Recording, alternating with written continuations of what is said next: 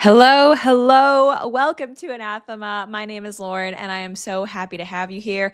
Guys, I have a new lighting. I don't know if you can tell. I can tell it's much brighter. I hope it looks okay. Lighting is truly one of the banes of my existence when it comes to filming. It's something that makes such a big difference in how good something looks, how enjoyable it is, but also it's just really finicky. And it had been a hot minute since I had gotten new lights. The last ones I had, like I've had softbox lights, umbrella lights, the older ones that were really, really giant. Well, since I don't know, it's been almost a decade since I'd gotten any lighting equipment. Apparently, technology has changed. Now, what we have is LED panels that are much more compact and actually adjustable. So I don't have to put like curtains and fabric to dim them if they're too bright. So hopefully it looks good. My camera is actually a pretty good camera that I film with, but because it like wasn't, I think, light enough, it was looking a little grainy. I don't know.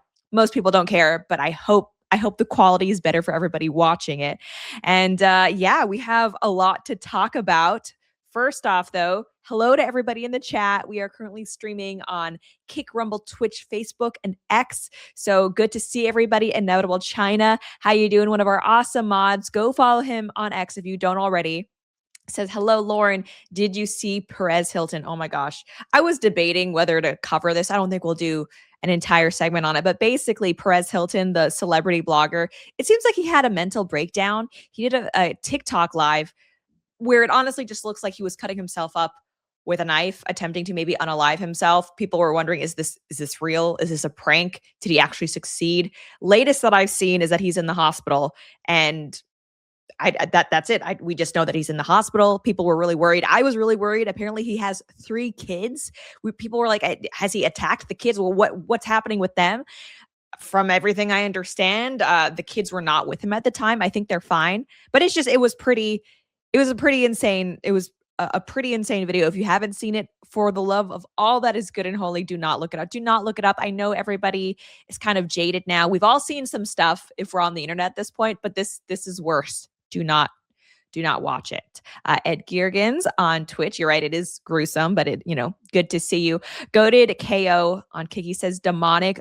That's another person you should definitely go follow on X. It's great to see everybody. Irish Groipa, hello, how you doing? OSS Ninja, GST DeAndre. Thank you, everybody, honestly, for taking some time out of your day to come hang out, talk about the news. I hope you find this show fun and informative. And hey, by the way, reminder, if you are a podcast person, the show is available audio only, basically wherever you get your podcasts. The handsome fathead prince off topic. You look nice today, Lauren. Thank you. Actually, I credit that in part to the lighting. Lighting could really make or break you. It can make you look washed out, tired, jowly. But soft lighting, it's like being kissed by the camera if you have soft lighting. So it's not perfect yet. I'm looking very pink. I don't know. That might be I have to. We're evolving slowly getting better, hopefully. But yes, okay. What are we talking about today? Number one story, Francesca Hong. She is the candidate for governor of Wisconsin. She is a out loud, proud member of the Democratic Socialists of America. These people they're gaining influence. Okay, don't dismiss them. You should be worried. But not only is she a socialist, she actually seems like a crazy racist person. And I mean crazy in the literal sense. Apparently, she's had documented mental health issues. I don't mean to, marginalize that, make fun of anybody, but also, if you're running for elected office, I feel like it's pretty fair for people to ask, like, are you mentally fit for this role? It's kind of stressful. There's going to be a lot of moving parts. Is this right for you? Also, she just kind of seems she kind of seems like she's anti-white. Okay, so she is one of those boba liberals who complains about white people. Of course, married this white guy. I think she's a single mom now, but she has a mixed son. She's talking about how her son gives her proximity to whiteness. It's like, ma'am, you are setting your son up for therapy. Like 100%. I say this as a Asian person. Your son will have identity issues guaranteed. We also have, though, the NHS, the National Health Service in the UK.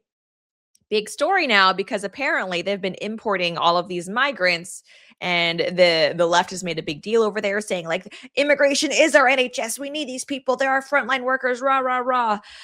immigrants built Britain. You guys know the drill. Well, it turns out that a lot of Brits actually are not so impressed with these immigrants who are working in the NHS. There are complaints of staff being unable to speak English, being incompetent, getting basic things wrong. There's also, there's medical malpractice as well that has happened at the hands of these migrant workers. So Brits are complaining about that. They're not happy. And of course, what is the story that the media chooses to run with? It's not that, hey, maybe there's a problem we should look into if our citizens aren't receiving proper medical care. No, the story is that Brits are racist, of course.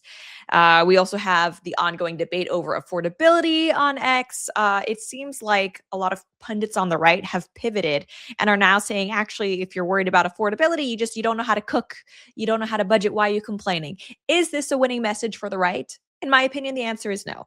So we're going to look at that. And also, we have a Caleb Hammer, my guilty pleasure show. If you guys watch this, he had a guest on recently who's basically the worst woman you could possibly imagine, admits to being like a sex addict, 40 to 50 bodies, but she also on the show has no problem essentially accusing a hookup that she had on Tinder of being a predator. And I love that Caleb Hammer actually takes her to task. It's frustrating to watch, though, because it kind of demonstrates how a lot of women, today, I'm not saying that no one's ever assaulted. It's all just women lying for attention. However, TikTok therapy speak, I think it's encouraged a lot of women to, I guess, maybe embellish stories in order to make themselves look like victims for attention. And Caleb Hammer, he has a, like, he's right on track here. He called her out, and the whole situation was just a great example of why, we can't live in a time, if you're a man, where you go home with whatever girl. I know you're probably thinking like, hey, this might be great for me, I might get lucky. It's not worth potentially ruining your reputation, having Me Too consequences. It's just it's not a good time. Dan 947 on Twitch regarding the migrant workers in the NHS. He says it's not just malpractice either. Look at the rates of SA committed by foreign doctors, et cetera, in the NHS. Yes, I've seen stories about that where there are actually patients who have been molested, abused, assaulted by the staff who's supposed to be taking care of them. And it's not just in hospitals. It's also in things like retirement homes. So, I mean, it's kind of, I feel like a lot of the boomers, the older generation, they were happy to have these migrants in because it keeps their housing expensive, their homeowners, great for them. Big corporations love cheap labor. But yeah, this affects you guys too, because, the people who are going to be taking care of you in these old folks' homes because you haven't had enough kids, they're not necessarily the best caregivers. Let's say that. Let us say that. And Girgan's on Twitch. I blame the right for the rise of these communists. Dismissing affordability is tone deaf and a recipe for a huge blue wave. In all reality, it's actually a red wave since we're dealing with straight up commies now. Very true. And speaking of commies, that brings us to our first story. Let us talk about Francesca Hong. So Wisconsin, they have a, governor's race coming up. There's going to be someone new coming in 2026. The people who the Democrats have chosen to be their candidate, Francesca Hong. Now, we're going to be looking at everything she stands for. I'm not being hyperbolic. I'm not being inflammatory or divisive when I say she is like an actual crazy racist communist. This is who she is. And we're going to look at some of her greatest hits that have been trending on X. And it's great. So right now, from what I understand, the Republican is leading in the polls. And I just have to say, like, if the Republican doesn't win and Wisconsin voters were like actually between these two candidates, Wisconsin's overwhelmingly white, I choose the anti-white communists. Like, I don't know what to say at that point, but it seems like hopefully that's not going to happen. Okay, so let's take a look at some of Francesca Hong's greatest hits. So she's currently an assemblywoman, I think, in the Wisconsin state legislature. And her background is as a chef. But now that she has national attention on her, it really does seem like this is someone, if I were a Democrat, I wouldn't be comfortable with this person. And it's just everything. It's the bad policy. It's the racism. It's the maybe craziness. Let's take a look. You once tweeted about defunding the police, and tonight you were asked whether you would sign that bill to defund the police, and you said no. If anyone's been defunding the police, it's been Robin Voss and the Republicans who have not been adequately funding shared revenue. And you have seen that local governments have had to make very difficult decisions. And I believe that as governor, that we want to make sure that we're prioritizing public safety. And I believe that those types of bills that could include more investment in the things that we know prevent crime. If you want to be tough on crime, you better be tough on the causes. So this is just more, more leftist rhetoric. If you want to be tough on crime, you have to be tough on the causes. This is the game that socialists play. They try to make it seem like, oh, they're tough on crime because they want to be tough on poverty. And of course, we know that poverty causes crime. Therefore, guys, don't fall for it. Don't fall for it. All right. These are just like communist tactics to make it seem like the actual problem with crime isn't that we just keep letting violent offenders back on the streets. It's because we don't fund schools enough. No, actually, no, measurably, no. The idea that poverty causes crime, it's actually kind of the opposite. Crime causes poverty. You have areas around the world that are not dangerous but poorer than places like DC, Chicago, Atlanta, but they're much safer. Okay. Someone being poor, not having the same economic opportunity as someone else does not make them have to join a gang, does not make them have to start carjacking and stealing from Walgreens and whatever it may be. So this is just a way to obfuscate from the fact that, yes, the left right now, they are soft on crime. They're more pro-criminal than they are their communities, which is crazy because they're supposed to be the party of empathy. But it seems like all of their empathy is really focused on the criminals, not much empathy for the victims of violent crime. Armando Medina, this Francesca Hong, among other things, comes across as unstable. Well, that's the thing. Like, it's fun to kind of make fun of these socialists for being crazy, but she has documented mental health issues. And I don't say that to own her, but it's also like, it's hard enough trying to find a consistent, non-corrupt, competent politician if we know going into things that this is someone who, is bipolar, has mental health issues. Like, do we need that? If you're from Wisconsin, do you need that? Redacted 987 on Rumble, people can commit crime whether they're poor or rich. And actually, we see there's studies out there. What is it? A Black person in like the upper percentile has a higher rate of incarceration than a poor white person. So it's not just poverty causes crime. A lot of the reasons that cause criminals to commit crime also cause them to be poor, sure. But I mean, the left wants to make it seem like all the criminals out there, they're just like Aladdin. They're just trying to steal bread to feed their families. That's not the case. Why do you believe that the police must still Because the reality of this moment and the types of public safety systems that we have, I want us to be sensible and realistic, but we know now that the billions invested in the criminal legal system is not working. We are spending on incarcerating an individual more than tuition for UW-Madison. That, this is about making sure that local law enforcement is working with community, that we are taking resources from the state and investing in things like public education, victim services, Told you, out of school programs for our kids to go and have a great, be able to be themselves. These are things that data and facts have shown that prevent crime. Again, if you want to be tough on crime, you better be tough on causes. Do you still long-term want to abolish police, but ultimately?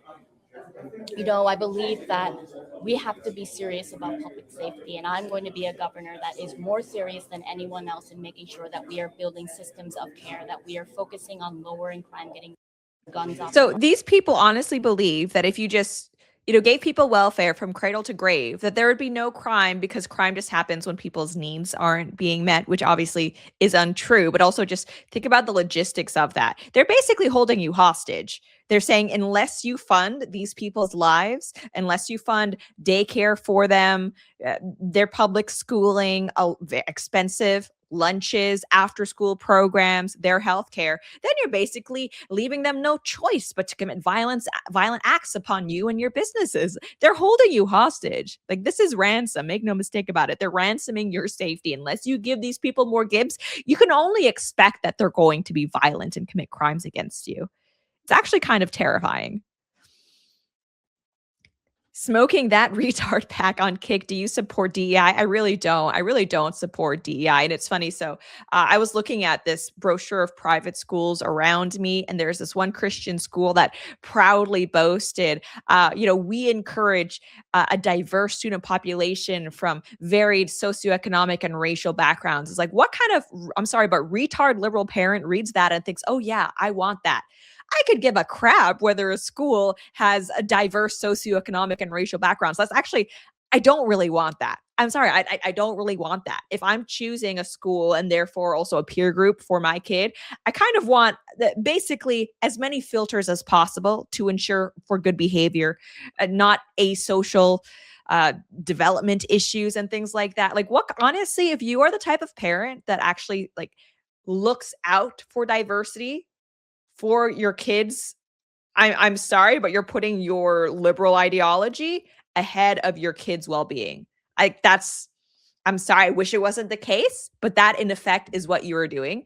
And I see all of these videos, of these white kids or Asian kids who are being beat up by these black and brown kids. And I always say, like, what kind of parent allows this to happen? And probably retarded liberals who are more afraid of being called racist than they are of their children literally being beaten or bullied on a daily basis. Suffice it to say that that's not me, though. I don't care what you call me. I don't hold diversity as a good. I really don't. I'm not saying it's necessarily a bad thing. If there's a candidate who's qualified and actually the best person, will I not hire someone because of their skin color? No. At the end of the day, I am still a cucked 90s civic nationalist, but it's not a good thing to me that you are black or brown. Does that make sense? DEI disenfranchises white men. Not all white men can be doctors, lawyers, and astronauts. Yeah, I mean, and I'm not like the lie of DEI is that because they're on equal outcomes, that must be because of discrimination, which is just not true. I mean, there's a saying, even the same man isn't his equal on different days. So why would we expect equal outcomes between different groups? Assuming racism is the reason for these different groups is a lot of the justification that people use for DEI, but that, of course, is a lie. Yeah, it's actually one of the core reasons why liberalism is always destined to fail, because that blank slateism, tabula rasa, it's behind a lot of the worst policies that we've seen over the past generation. All right. So yes, that is Francesca Hong. And you can see that she has a lot of the same kind of like leftist responses to like, ooh, public safety, blah, blah, blah. But this actually is what she really believes. We have this clip shared by Greg Price. Francesca Hong, police officers enforce the law with state-sanctioned violence. So let's see what she has to say about the police. Police officers enforce the law with state-sanctioned violence and then get excused for violating people's rights because they aren't expected to know the law. Minneapolis police spent nearly $5 million implementing trainings, increasing diversity, repairing to strengthen frayed relationships between cops and communities. It didn't work. We have to dismantle police unions, end qualified immunity, and start funding social services that work with domestic abuse cases, family services, and public education. Our state needs to ensure resolutions and accountability boards where the decision-making power is in the hands of representatives of those communities. And each city should have local control of how they dismantle their police systems to rebuild new community control systems. So to be clear there, she did say dismantle police systems. To rebuild community control, they don't actually mean cops. They mean like social workers.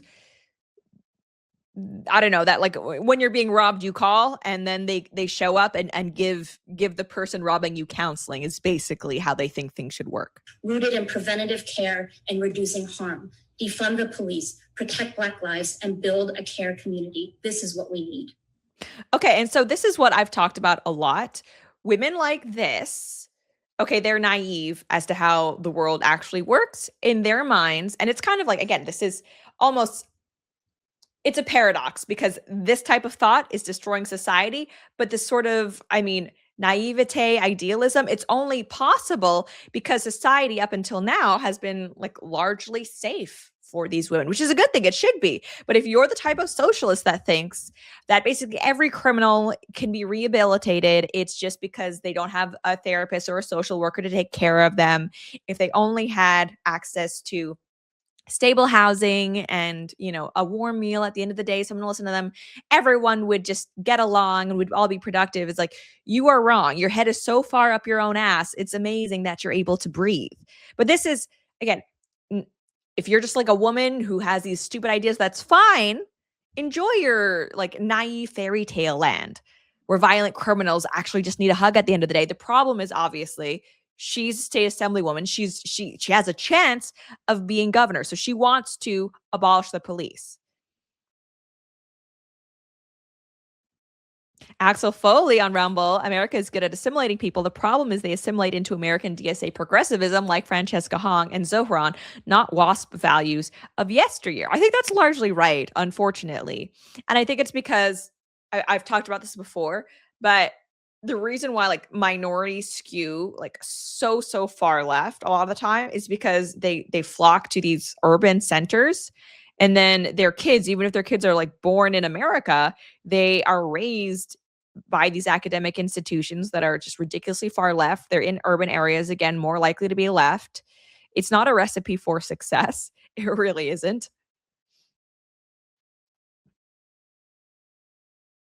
No name guy on Rumble. Social workers aren't going to help you when you're getting punched in the face.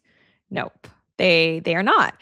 And I'm not even someone, so like during the whole BLM height of Summer of Love 2020, there were a lot of conservatives out there who were going really hard on this Back the Blue campaign, really like pro police, blah, blah, blah. To be clear, that's not necessarily me either. Not that I'm anti-police. It's just that I'm the type of conservative who's actually kind of critical of authority, especially state power.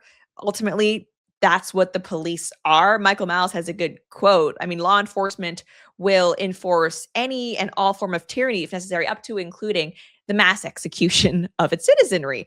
And so we've seen that historically, and that's why I am critical of, yeah, I mean, cops in general. There are good cops, 100%, put their lives on the line, protect the community. But I've never been the type of conservative who would just be like, yeah, back the blue. I'm more like, I'm critical of state power, and I recognize that the police are part of that. But these people, they're lunatics, 100% lunatics.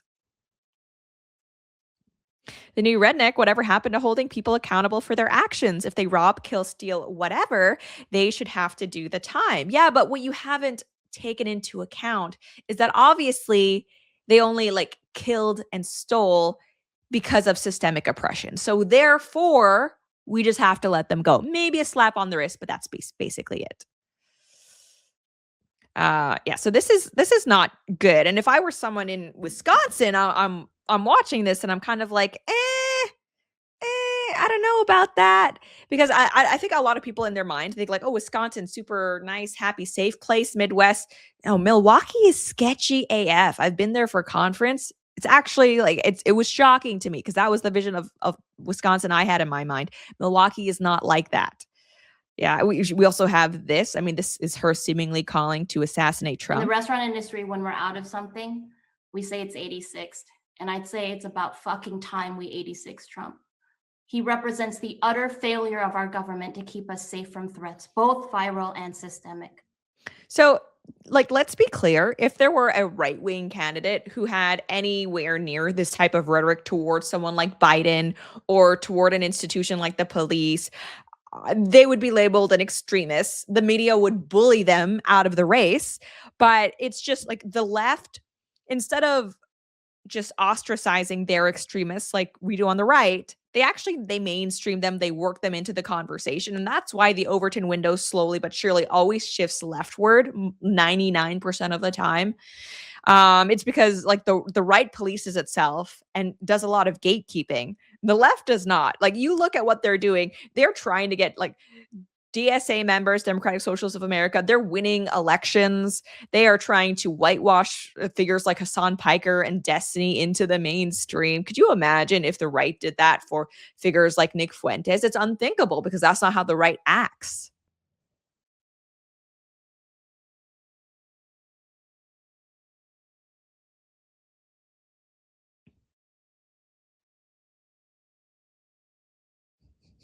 Oh, it says Ninja. When white people start acting like everyone else, they get angry because it exposes themselves.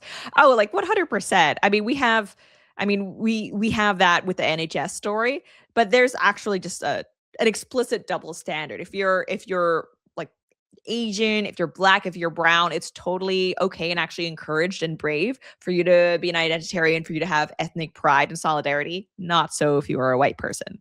So anyway, there's her calling to assassinate Trump, seemingly. Yeah, this post from Peter Bernegger.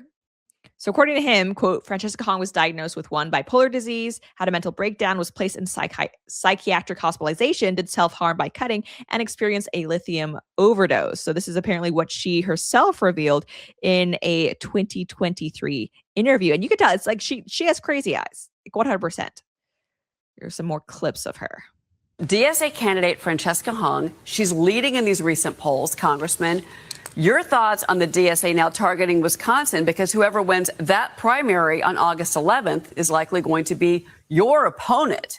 I know some are trying to head this off. I don't know if they're going to be able to do it because there's great passion amongst some in the base of the Democrat Party to adopt socialism. But we're going to find out whether they capitulate or not. And if they do, there is going to be, I mean, first of all, there's a clear contrast already, but there's going to be a really clear contrast because the Democrat that you see on the screen here, she's called for abolishing prisons, abolishing the police, not just defunding the police, abolishing police and taking over, having government-run grocery stores. I mean, it is as extreme as you can get. The contrast is going to be very clear if someone like her is elected.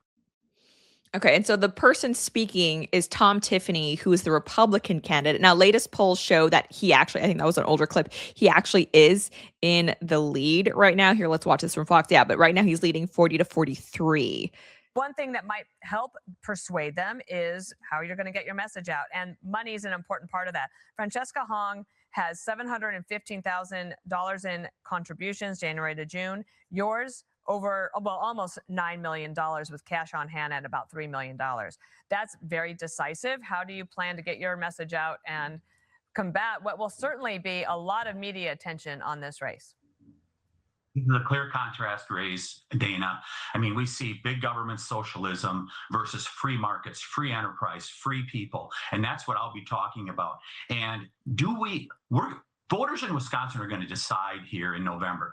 Do we want to be a state in decline like Minnesota and Illinois, our neighbors, or do we want to be one of the great states of America? Do we want to see our property taxes continue to skyrocket along with utility rates? Are we going to continue to allow the fraud that goes on in Wisconsin? I can tell you. Wisconsin. I'm sorry, that just gets me. Wisconsin. You can tell where he's from. I'm going to reduce property taxes. I'm going to get control of those utility rates that are nickel and diming people here in Wisconsin. And we're going to root out every bit of fraud that is going on in our state government. And it is in the millions, if not the tens of millions of dollars.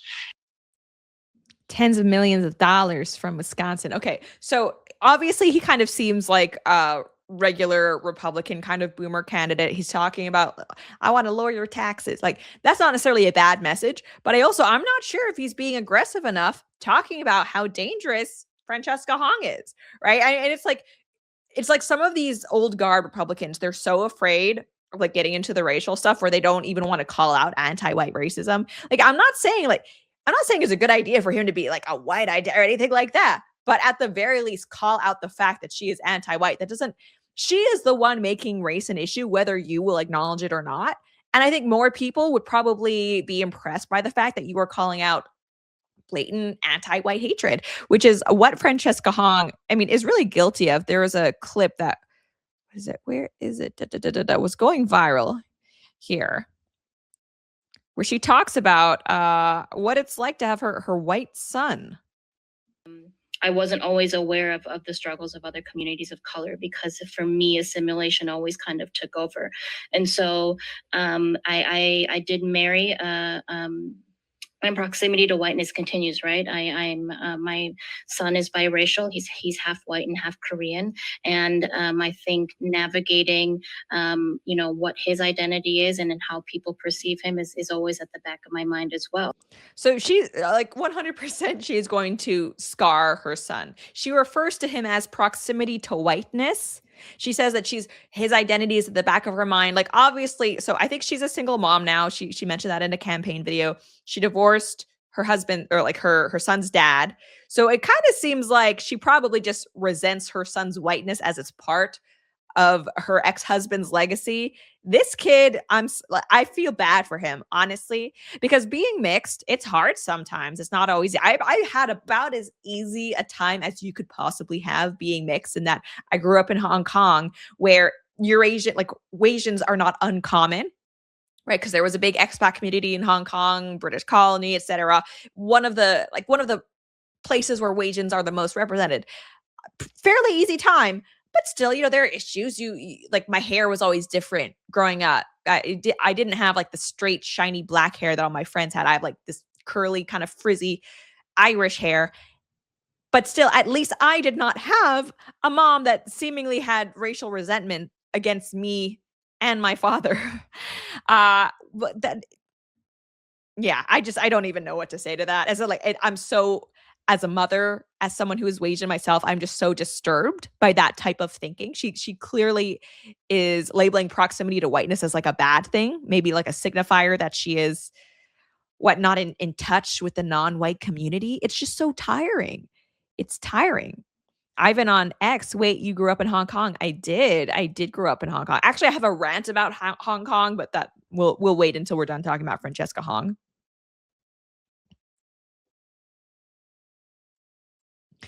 Ed Gergens, was she in proximity to whiteness when she boinked his white dad? Yeah, radical in the streets, colonized in the sheets. Very much the case for people like her, obviously. Even AOC, Ilhan Omar, too many people to honestly cite. The new redneck, my kids were called Jackie Chan. That's about the worst that they face, being mixed Asian/white. Yeah, and that stuff happens when you're mixed. And hopefully that's the worst of it, because you don't have crazy identitarian parents who resent your white side. Also, we have this. So she was trending for not only the socialism and the communism of it all, but seemingly she just hates holidays. People have brought up her old tweets. I do not enjoy fireworks. This was nearing the 4th of July. IT bro who was working on our computer remotely changed the background theme to snow and Christmas trees. I feel slightly attacked. Doesn't like Christmas, doesn't like 4th of July. In the car headed to Superior, I have about 30 minutes. Ask me anything, I'll try to answer. Only subject off limits is Halloween, not my thing. Also, she said, I don't allow myself to work Halloween weekend or the day of. I would actually ask every single person in costume to leave. So this is the one that's getting the most traction right now. Cancel Thanksgiving. Should have done this in 1621. If it takes a worldwide pandemic for us to realize we should stop celebrating colonialism and the original super spreader event that killed indigenous folks, spelled FOLX, by the way, and women, so be it. So it seems like she just hates every... Here's another one. Valentine's Day. I miss working in a restaurant every day except Valentine's Day, as if we weren't invisible enough to those who don't recognize the emotional and physical labor of service work. The worst of humanity comes out from folks celebrating on another day capitalism tells you how to show love. Oh my goodness. She just, wow. She doesn't like anything. Not the police, not holidays, not her white son. Oh my goodness. And so here, she was on CNN talking about it. Talked about your past positions that he keeps highlighting, and obviously likely would continue to do so before November should you win. One thing that they brought up as well was a post from you in 2021 where you said Americans should cancel Thanksgiving, should have done this in 1621. The post has been deleted. Republicans have been highlighting it. Do you still believe that Thanksgiving should be canceled? I'm a chef, and one of the first meals that I made that was for the community when I was 16 was a Thanksgiving meal. I always think my hospitality background in owning a restaurant for 7-8 years, that bringing folks around the table to share conversation and build community is always a good thing. But Thanksgiving is also a time that's incredibly painful for many people in our communities. And so I think I wanted to make sure that people understood that there are multiple views, but views can evolve. And the position that I'm running for right now, and I just wanted to highlight that it's sometimes painful for people in our community. Okay, that's not... Holidays can be rough for some, especially if they're traumatic moments tied to it if you're not close for family. That's not what she was saying. She was saying Thanksgiving bad because, America's founders evil, blah, blah, blah, blah, blah. Like, let's be clear. And it's like, if Caitlin Collins was actually a real journalist rather than just, I don't know, basically a left-wing talk show host, which is like, if you want to be that, that's fine. Don't pretend to be real news. If she were a real journalist, she would press her on this. My background as a chef will actually help me become a better governor that's able to bring more people to the table. Francesca Hong, thank you for no follow-up. What? Wait, the tweet that she put out didn't have to do with any of that. It's very obvious she's against Thanksgiving because she views it as like some colonial tradition. I love Thanksgiving though. And so obviously I didn't grow up celebrating Thanksgiving. I lived in Asia until I was like 12. So I went to American schools, and so I knew what Thanksgiving was, but we didn't celebrate it at my house. Thanksgiving is now one of my favorite holidays. I love Thanksgiving so much. The fall vibes, it's just great. The food. I love family events, getting people together. I love Thanksgiving, and it's just, it's frustrating that that answer received zero pushback. Like, I would have pressed her. So what do you think of the historical roots of Thanksgiving? What are your opinions about the pilgrims? It's Chewy 713 on Twitch. Hey, Lauren Chen. It's good to see you. Von Tronium lady just answered around the question. I mean, in that regard, she's ready to be a politician, I suppose. Yeah, very politician answer 100%. No name guy on Rumble. Ew, that CNN hag, not a reporter, an activist. Basically, like, are there any reporters left anymore? I replied to Elon. He was like talking about how he would fund a Mel Gibson Odyssey adaptation. Why doesn't he? I would love to see an actual news network, just like a good one, or either an unbiased one that's just straight news, or alternatively just one that's kind of establishment yet somehow also dissident, right? But just not just blanket leftist establishment activism. It's very boring. Yeah, she says, or sorry, Tom Tiffany. So her opponent says, just so everyone knows where I stand, I won't cancel Thanksgiving as governor. Figured it was worth mentioning again. So she seems like a fun person. Yeah, Akalshi, she's tweeting, or they're tweeting change from 2 months ago. Republicans 56%, so plus 35%. To recap, Francesca Hong has said prisons, Thanksgiving, and police should be abolished. Christmas trees offend her. She doesn't like fireworks for the 4th of July. She seems like a great candidate. I don't know why anyone would have a problem with her. Oh yeah, another one of her highlights. She thinks tipping is racist. You know what? I'm not even going to fight her on that. Whatever it takes to get rid of tipping culture, basically, I'm just going to agree with. That is in the service industry. We are finally having this conversation about, how our industry really did come from it, and kind of is rooted in white supremacy, that tipping in itself. If we look at the history of tipping and how racist it is and how it has kept wages low for Black people for a very long time. And if you look at tipping now, how different the scales are in terms of who receives higher percentages of tips over other folks. That is in the service.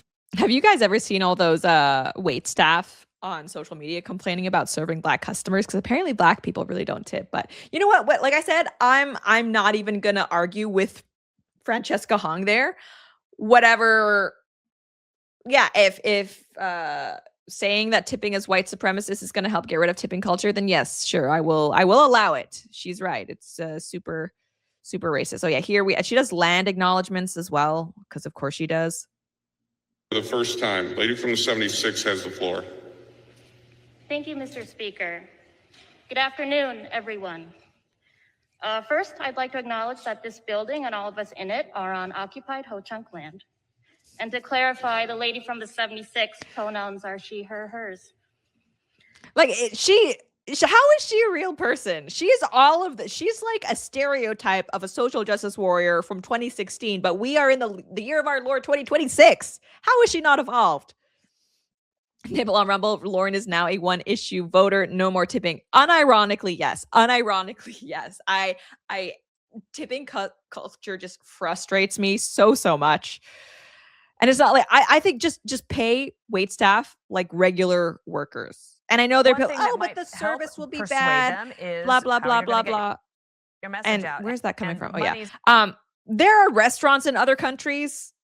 It works out just fine. It works out just fine. The service isn't worse. It's not slower. We have the technology. We can do away with this. Works perfectly fine for other industries. We can extend it to the food service industry.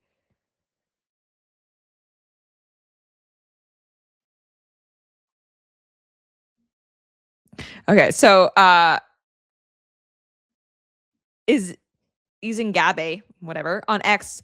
This post is interesting. It says, worth noting that when Francesca Hong filmed this commercial, and this is a campaign commercial she did where she was in a commercial 15 years ago. being like, I'm a chef. I own a small business.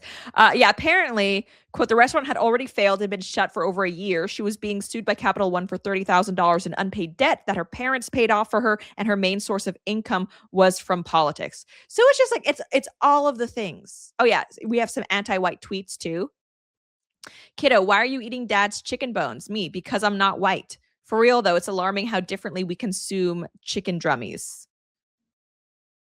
My 2-year-old looked at his chorizo stuffed chicken Valentine and asked me for white hot sauce. Apparently that's what he calls ranch dressing now. So there's a resentment there. There is racial resentment. This is beyond a microaggression. She resents white people. She resents capitalism, America, arguably just as a whole, definitely Thanksgiving, Christmas, and Halloween. Forming and reevaluating. Abolishing policing is one segment of reforming and reevaluating our criminal justice system. Using those funds using the funds after we've eliminated the access to eliminating funds for the police needs to be put into rehabilitation services, mental health services for those in prison, making sure that we are looking at decreasing our prison populations. I'm actually gonna disagree. We need to be increasing prison populations. There are too many people who are violent criminals who are roaming the streets. We need more people in prison removed from the general population, not less.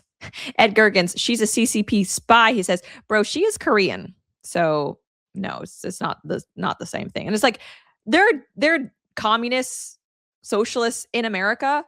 She would be rejected by the CCP because even though they're like, they're socialists with Chinese characteristics, they're not woke. The CCP isn't woke. They're not for abolishing prisons, right? That's what people pick on China for. It's like, oh, police state prison. Like, they are not, trust me, they're not for all of this. Like, oh, we just need more social workers on call. That's not how justice works in China. So how is this happening? How is this person actually a legitimate candidate for governor? Seems like an oversight, but there we go. Oh, so I'm gonna tangent now about Hong Kong, as I had mentioned. So I don't know if you guys saw my episode that I did with the Hodge twins when I was in Vegas. If you haven't seen it yet, go check it out. Great conversation. Really, really nice guys. It was a fun time. I spoke a little bit about, I guess, my experience in Hong Kong, where I grew up. I spent a good amount of the year last year over there. One of the things I mentioned was that a difference between Hong Kong and America is that Hong Kong is extremely expensive. Property is really small. And as such, birth rate in Hong Kong is like super low, barely any kids there. It's really not a kid-friendly place. We released a short about this, like a little clip of me saying these things. It broke containment, reached normie expat in Hong Kong circles, and I had all of these people saying, like, what is she talking about? Hong Kong isn't that expensive. There are big apartments here. There are kids everywhere. I have 4 kids as an expat, and I live in Hong Kong. Like, okay, so here's the thing. This is not the first time that this has happened, right? So like in political Twitter sphere, there are just things that everyone, like, we look stuff up. We look up policy. We look up stats. We look up rankings, right? I forget sometimes that is not how most people live. That is not how a lot of normies function. They go based on vibes. What does this feel like? I have no reference of comparison, but still it feels not so bad here. So I'm going to assume it's not so bad. And it's just it's so frustrating because it shows how confident people are in being 100% wrong, like 100% wrong. nobody who was making those comments is going to care enough. But I did post some like sources on my, wait, hang on. No, I want to go to my stories. Okay, there we go.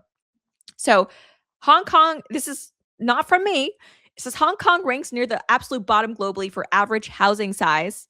What is that? Roughly 45 to 47 square meters per home per person. The average living space shrinks to about 15 to 16 square meters per person. Okay, comparison, I mean, to the United States, Hong Kong home size is about a quarter of what they are in the United States. So that's a big deal. That's a big difference. That's objective. Okay, but still, all these people who are responding to me like, what is she talking about? I'm right. I'm objectively right. This is not a matter of opinion. Also, people are saying, oh, there's tons of kids in Hong Kong. Literally, Hong Kong fertility rate 0.7.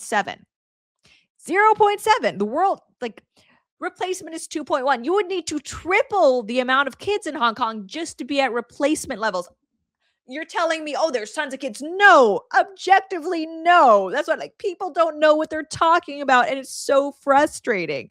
Oh, Hong Kong is expensive. It's the second most expensive place on the entire planet. What do you mean? It's just so frustrating. Ivan, I believe you, Queen. Thank you. Axel Foley, living in a broom closet is a literal thing in Hong Kong. Yes, 100%. And it's like, you know, I had people like defending Hong Kong, and it's like, I love Hong Kong, but that doesn't mean I have to be blind to its challenges. It's the same with America. I love America. That doesn't mean I shouldn't be able to talk about things like, oh, you know, crime's an issue in some parts, not everywhere. I always say that, but yeah, some parts. Affordability is increasingly a problem. Like, why are people like this? Oh, so frustrating. It reminds me of this time I was on, I think, Timcast, and I talked about how in Quebec, we have such a feminist government where women are not allowed to take their husbands' names. You cannot legally change your name to take on your husband's in Quebec. And I had all these people, similar things, saying, she's wrong. She doesn't know what she's talking about. I'm literally right. You go on any government website. I'm objectively right. But there are people who probably like, oh, I know someone who calls herself this, therefore, like, has this person changed the name legally, or are they just changing it socially? Have you actually tried? How long have they married? Was this something they did like 50 years ago? Oh, I get mad. I'm frustrating. Anyway, so normies don't know what they're talking about is basically like, people are way too confident being just objectively wrong about stuff. I'm right. Moral of the story. I'm right. Dan9847, you get mad and shrill. I do. And so I had someone ask why I don't like stream late at night. And there's a few, like, you know, obviously I'd probably have more people watching live if I were doing it like after dinner or something at the end of the workday at the very least. One of the reasons why I don't, though, and this is kind of embarrassing, is because I get worked up during my streams. I mean, I'm a good amount of the time I'm just yelling.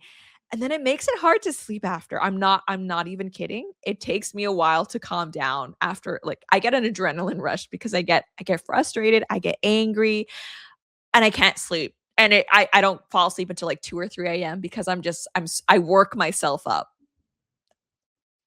So yeah, that's one of the reasons why I don't stream. Yeah, calm down, lady. It's okay. I know.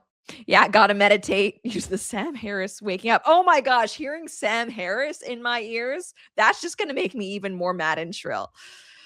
Yeah, I need to. It is something that I'm working on. I need to be better at calming down, being less angry at everything. But in a perfect world, I would probably be streaming at probably like 7 p.m. That's a good time where a lot of people at home. Let's, though, talk about something which is sure to frustrate me still. And that is the whole issue that's going on with the NHS, actually. So let's start with this Sky News article. So it says, patients refusing to be treated by non-white staff as NHS reports shocking rise in racism. So let's read. NHS staff have been called dirty foreigners and monkeys amid a noticeable and unacceptable rise in racism from patients, a survey has found. The Society of Radiographers said the trend over the past 18 months is a, quote, poor reflection on society and describes the behavior as unconscionable. Some have even been refused to be treated by non-white staff, a poll of its members revealed. A sonographer in the Midlands of Asian descent said several patients have said to her, "This country isn't the same with all those people coming over here taking our jobs." She said incidents had become more prevalent, blaming the media and certain political parties where people are openly expressing such views. Okay, so to be clear, what this person says, like, obviously, if you're being called a monkey, okay, and you're black, like, we can say that's racist. It's not nice to be called a monkey. However, someone saying this country isn't the same with all those people coming over here taking our jobs, how is that racist? How is it racist for a British person to wake up one day and realize, oh, hang on, I'm in Pakistan, but I didn't move? How did that happen? That's not racist. Okay, it's not racist for England to want England to remain English, and it's also not racist for people to be kind of pointing out, as we'll see online, that not only is this a problem because, hey, what about all the British people who may have wanted to go in these fields? There's also a difference in the quality of care that's pretty noticeable, because a lot of the people who are coming over, right? It's not like, oh, we just have Irish doctors coming in and working in the NHS, or American doctors.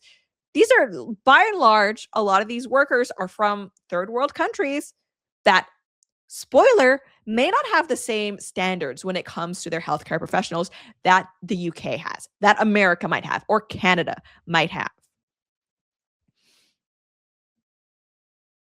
One radiographer spoke of patients describing healthcare staff as dirty foreigners. A white man allegedly refused to let a sonographer scan his pregnant wife, telling the staff, "I don't want anyone from any ethnic background touching my woman." So yeah, if you listen to Sky News here, the big problem is the racism that these poor workers are facing. Published in March, it found this survey 9.26% of workers had personally experienced discrimination in 2025. Oh, this is a problem. What are we going to do here? Hang on a second, though, because we also have articles like this. The NHS's immigration addiction is bad for our health. Research suggests that half of foreign doctors are not fit to practice in the UK. A disproportionate number of internationally trained doctors are being reported for bad conduct. Okay, this is a new report published by the GMC and written by its chief executive, has found that too many British doctors of BAME, I think that's Black and Minority Ethnic, the acronym origin, and overseas trained medics are still being reported by their employers for alleged misconduct compared with white British trained medics as a result of discrimination. The report offers a comprehensive update on the targets to address persistent areas of inequality. These targets were introduced following ongoing criticism, blah, blah, blah. The report highlights progress toward these targets.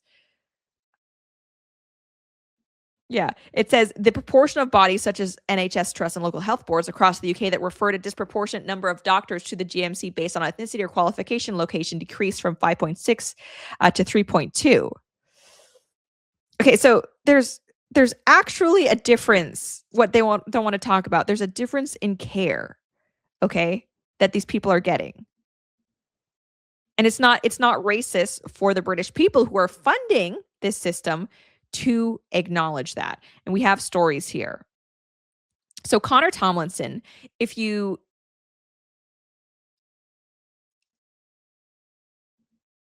Fallen Radiant, I always thought the ME in BAME was Middle Eastern. Okay, let me look it up.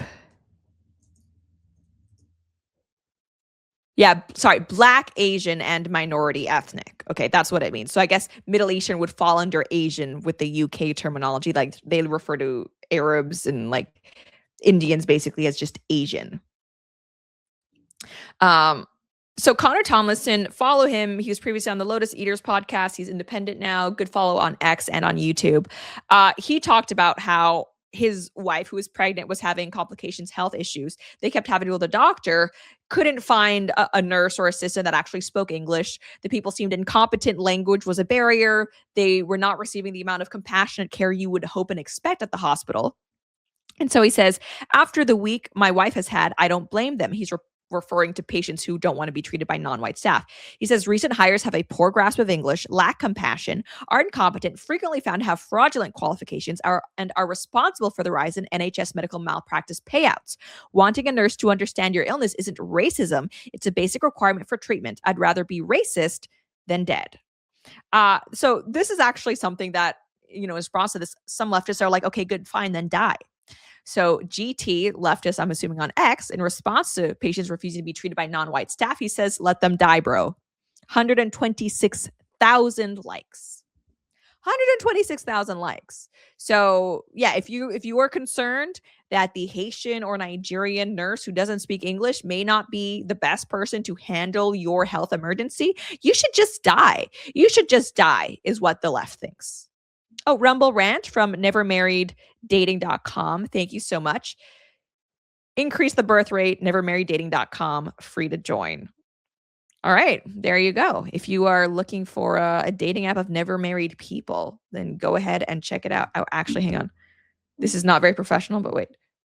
Please turn off stove. Forgot some soup that was on the stove. So hopefully someone in the house will turn it off for me. Okay.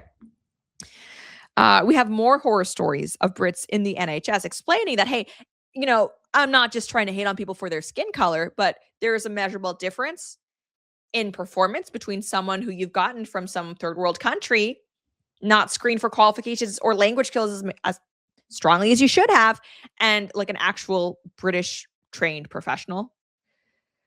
Alison Pearson, I had 2 babies. With the first, I had a Scottish midwife, Fiona, whose deep kindness and gentle voice stays with me 30 years later. With my second, I had 2 African agency nurses with poor English. They clearly regarded me as a white wimp when I asked for exactly the same pain relief I'd had after my previous C-section. One yanked out my catheter. They were awful, culturally so harsh and different to Fiona. It's completely natural when you're in hospital feeling vulnerable to unsympathetic nurses who speak English. They can be any color or religion, but their sensibility must be British. Filipino nurses I have met are exceptional, importing thousands of cheap nurses from alien cultures when so many of our own girls want to be midwives has been a calamity. And what's crazy is that, they say, oh, we need immigration because we have a strained health system. But disproportionately, the people who are coming over are taking from the health system. So essentially what the UK is doing is they're importing third worlders to take and be a part of the NHS system. It's third worlders largely serving third worlders, and the British population is the one that's actually paying for it. So you don't need to do this. You don't need to.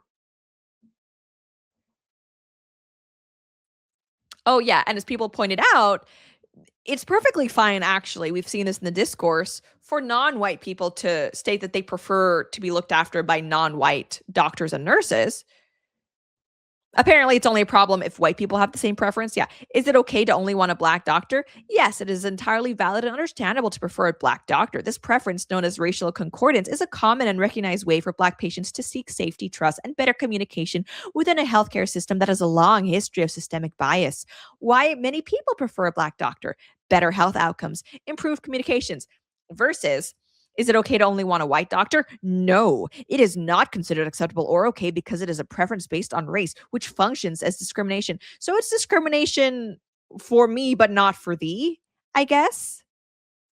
Yeah, Big Z video games, importing patients and straining your system. That is disproportionately what America, Canada, and the UK are all doing. Basically, all these Western countries, it's what we are doing. Have you ever been to the emergency room in America lately?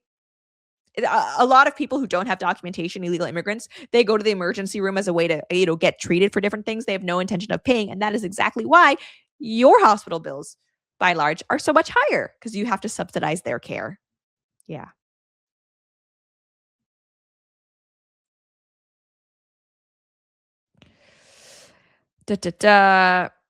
Yeah, so more leftists who think that if you're a British person who recognizes and who notices that the migrant workers are not up to par, it's basically a you problem.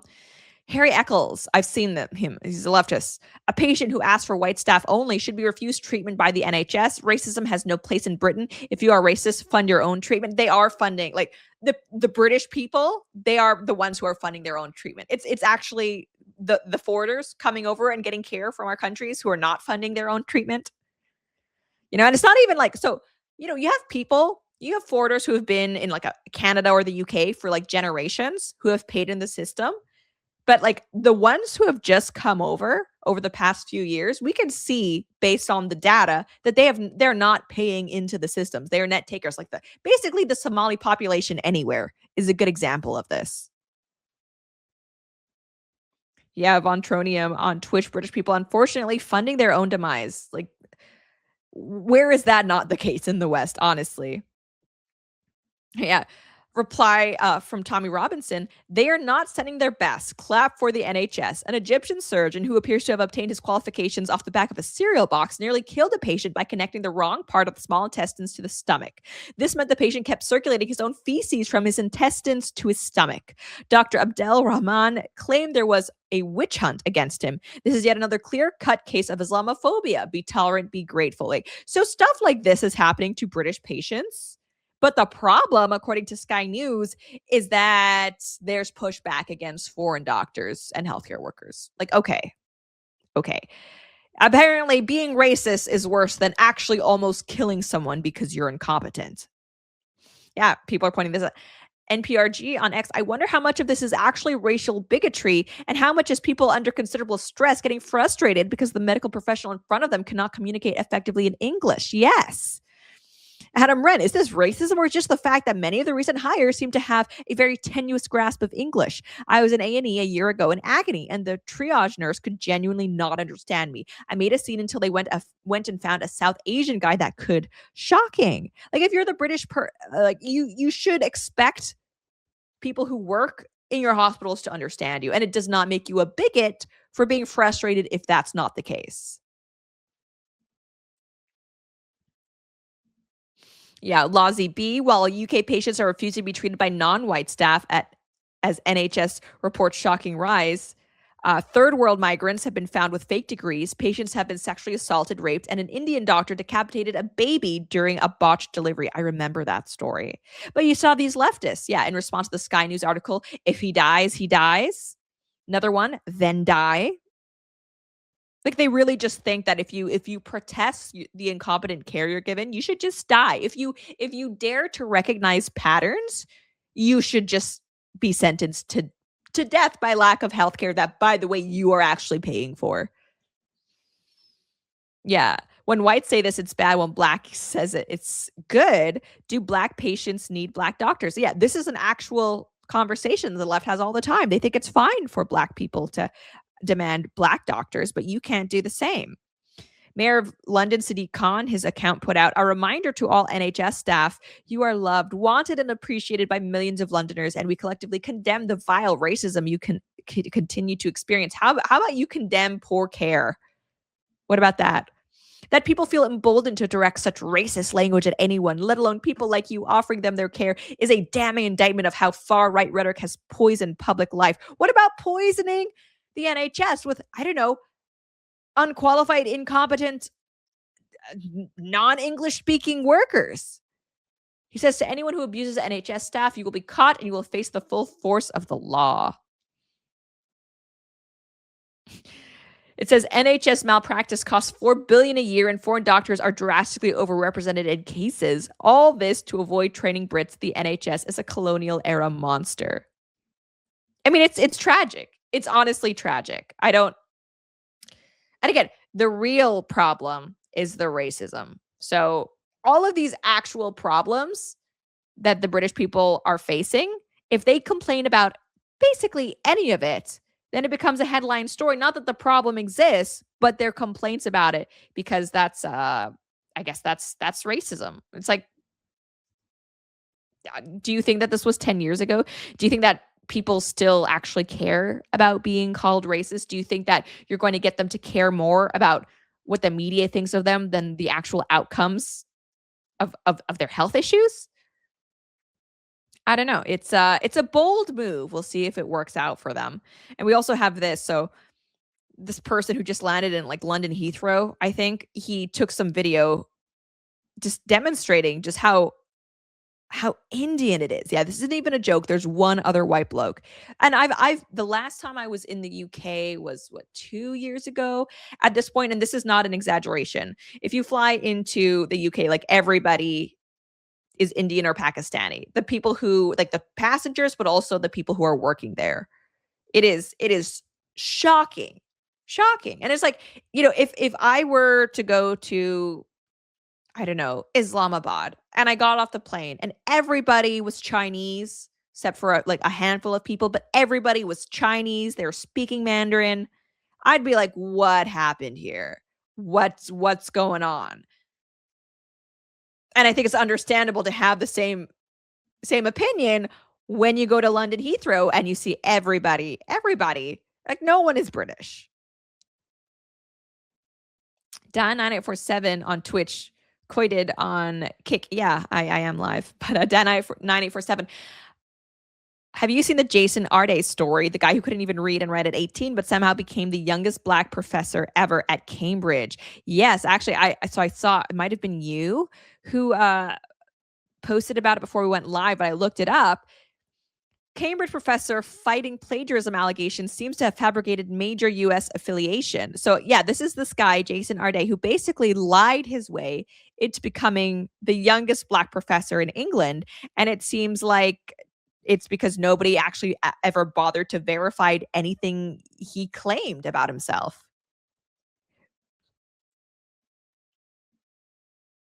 Yeah, it says, Jason Arde, who received media attention for becoming the youngest Black professor ever at the University of Cambridge, has recently come under scrutiny for allegedly fabricating his professional affiliations and plagiarizing his academic work.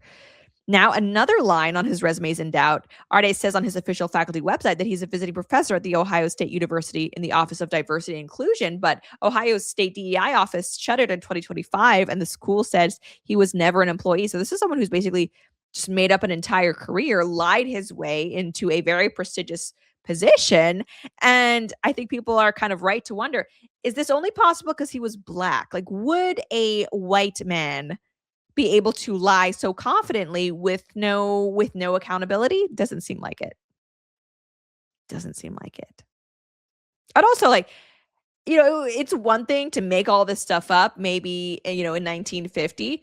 The internet exists nowadays, so people can very easily just Google whether the university you claim you work at actually has anything about you. Yeah. Beaver Logic 1, white men don't lie. Okay, that is Kathy Newman. Like, so what you're saying, obviously white men lie, but the point I'm making is that when Black men or Black people lie, there's a lot less scrutiny, a lot less accountability than when a white person does it, because there is a double standard in behavior, right? Especially in academia, especially in Europe, they are so obsessed with trying to propel non-white people to the front of their fields and professions, to give them promotions, whatever it may be. They are willing to overlook what are obvious glaring disqualifications in a candidate as long as they are the right color. And a white male especially would not be given that same amount of slack. Dan947, he said he ran 600 miles from Edinburgh to London, and they aren't even 6 miles apart. It's 400 miles. Yeah, so just basically a compulsive liar who is happy to take advantage of the system. It seems like he's finally getting called out, but there still probably won't be the amount of accountability that there should be. Yeah, Rupert Lowe, so head of Restore Britain, he weighed in on the NHS scandal. Expecting NHS medical professionals to speak fluent English is not racist, obviously not. And this is kind of like related. Almost half of Scotland's foreign prisoners come from just 3 countries. Eritreans, Somalis. What's the other one? Oh, yeah. Or just over 4 in 10 of the total were from 3 countries, Albania, Poland, and Vietnam also.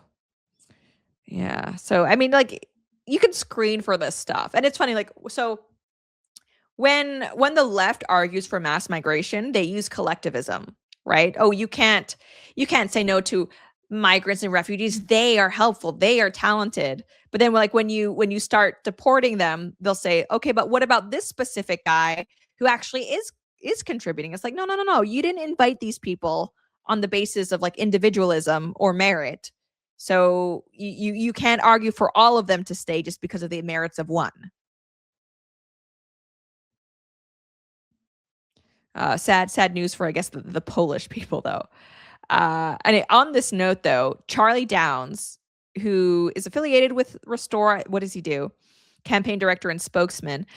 He recently had an interview on Talk TV that was interesting because the news anchor who's interviewing him, you can see that she's very reluctant to recognize any type of demographic issue when it comes to mass migration. And tides are changing. I think increasingly people in the UK, they want to be able to talk about the fact that the ethnic British, the English, they are being replaced in England. And this is a demographic issue. And that doesn't make them racist for recognizing it. But then you still have people who you want to say that anyone of any skin color from any ethnic background can still be as British as anyone else as long as they speak English and have the values. It's like, well, is that the case? Because if we go, forward in 100 years and everyone in England is, let's say, black or brown, what does that mean happened to the English people that were here before? You know what I mean? Like that, the only way that that's possible, the only way that happens is if something bad happens to the British people. And I don't think it makes you a conspiracy theorist or a racist to say like, hey, maybe we should talk about the fact that if we continue the way that we are, this is going to become a reality. Like the English are being replaced in England. Well, many of your colleagues have routinely failed to mention one of the most important ones. I would say the most important one, which is demographic security for the white British people. We're going to become a minority in this country within the next 40 years on present demographic trends. In 2024, only 54% of live births were to white British mothers. This is an existential threat to our nation, and Reform have always denied this. What do you mean, why? Why is it an existential threat? Well, England will not be England without the English people. A country is its people. There's no such thing as magic dirt. You can't just fill England with, I don't know, Somalis, with Nigerians, and then expect it to still be the same country. That's not how it works. It's not racist to recognize that. It's just kind of, it's basic logic. And this person's like, why do you care? Like, well, actually, if in 100 years there's no British people left, presumably it's because something bad happened to the British people. And British people having lack of economic security, that means it's okay to have kids. Like, that's a problem for the British people. Being replaced in their jobs, that's a problem for the British people who are here and who are now. I don't think these are unreasonable concerns. Video clip is low volume. Okay, let me try to, it's loud for me. Let me try to, it's at max. Try to raise it.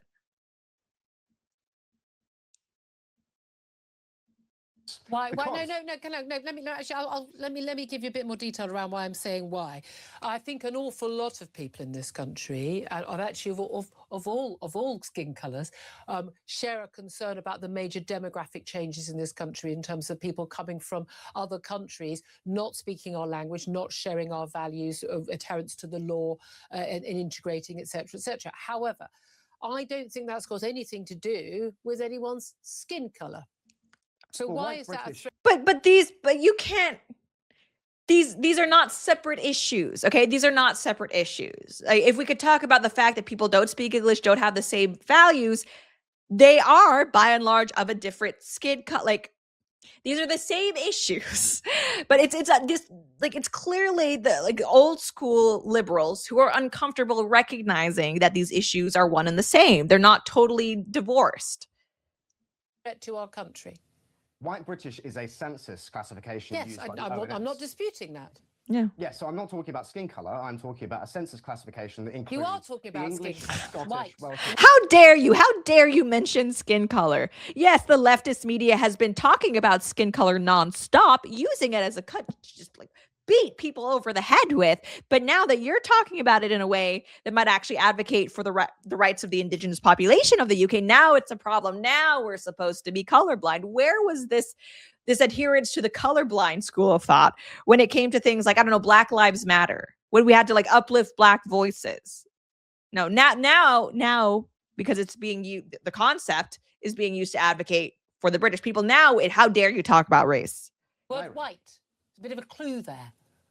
Yes, well, I mean, it's a descriptive category used. There is an ethnicity that is, English, white, British, white. Yes, I get that. And, going back many centuries, we are, and have been always until about 20 years ago, almost entirely a white nation. I get that. Yeah. Why is there being fewer births to white British as opposed to, say, Black British or brown British people? Why is that a threat to our country?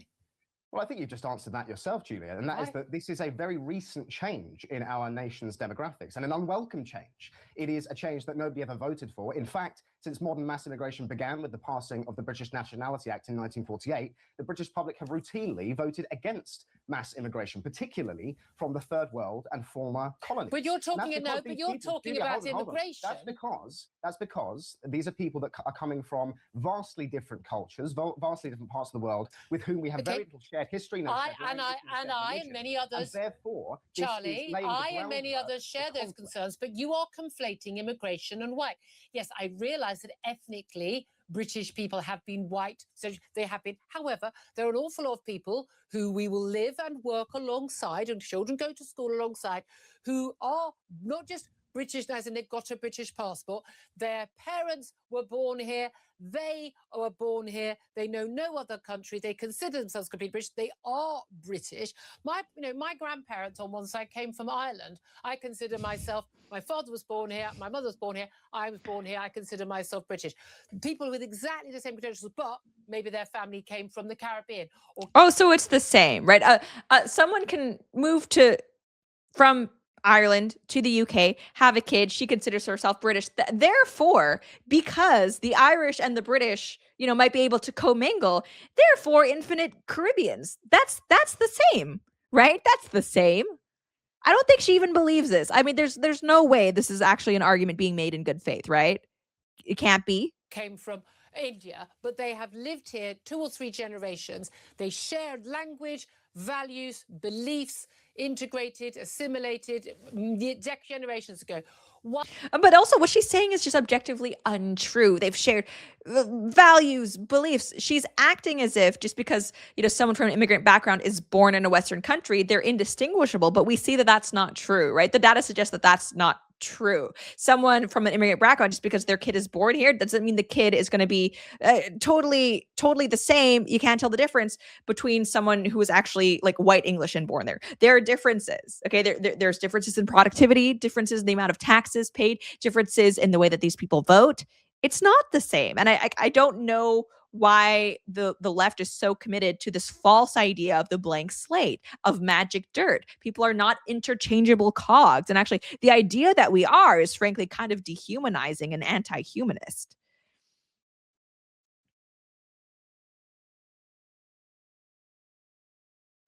Diane 9847, yes, the rate of second generation migrants committing terror offenses is wild. Very much so. And even if you look at, like, in America, the rate of second generation immigrants being on things like social assistance or food stamps, whatever, it is not comparable. Oh, the rate of criminality, it's not comparable to the Native American population. So, yeah, like just because someone is born in a certain place, it doesn't mean that they're interchangeable with someone who actually has an ethnic background in that country. Okay, we have more to watch. I'm kind of nervous that this video might be taken down for violating terms of service against like showcasing violence, because clearly Charlie is just absolutely murdering this anchor. But first, I do want to say a big thank you to today's sponsor, Cacao Bliss. This stuff, if you guys are into, hang on, let me redo that.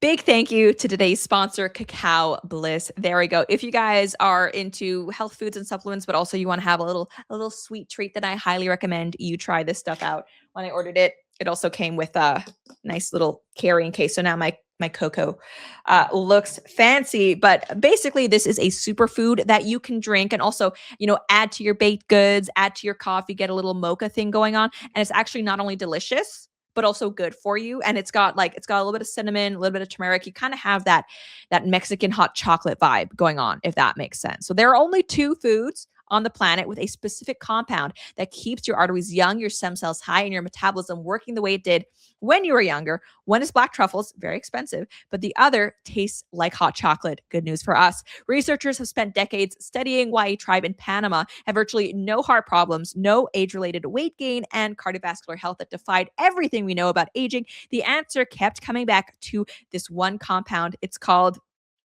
epicatechin. Probably butchering that. We know that it's found in chocolate. Yes, that superhuman tribe was found to be drinking chocolate all day long, 5 cups a day. The catch is that supermarket chocolate is overcooked, processed to heck, and chemically stripped of that important compound. That's why I've been drinking raw ceremonial cacao, aka real chocolate, which keeps that compound fully intact. Cacao Bliss from Earth Echo is the one I've been drinking because it also has 7 organic superfoods and it tastes like the hot chocolate honestly you would get at a 5-star hotel well. So learn more and get your special discount and free shipping today at trycacaobliss.com/Lauren. That is trycacaobliss.com/Lauren. And this stuff really is, by the way, it's delicious. If you want a little treat that's also good for you, then I highly recommend check it out. Support this stream by drinking amazing hot chocolate. Armando Medina, big cacao drinker over here. It's become like my new morning routine, which is great. And I get to say like I'm being healthy, but also having a little treat. Okay, so let's return now to Charlie Downs. Why is they having By the way, follow him on X if you don't already. babies? Why is that a threat to this country? Why is it a threat to the country if people who are not from Britain have more babies than people who are from Britain? Is because the British culture will inevitably, eventually die out if that continues to be the case. Okay, someone raised in a home with two parents who are from, I don't know, Pakistan, it's not going to be the same as someone raised in a home with two parents who are actually from Surrey or wherever it is. And you keep continuing this, and obviously your ethnic heritage is going to stay around, at least to some extent. And if this was a small limited number of migrants who are coming over, yes, there would be the hope that they could fully assimilate eventually. But there are so many now where we have essentially enclaves of people who are not from our countries carving out their own little mini countries. And there's no way that they could fully assimilate when that's the case. And not to mention, like, that's just from the cultural side of it. From the economic side of it, we know, again, that people, just because you're born in the UK doesn't mean you act like a British person economically, professionally. Same with like America and Canada.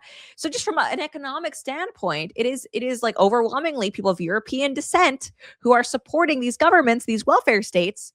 If their numbers keep going down while the non-white numbers go up, you are in trouble. Your country is going to collapse.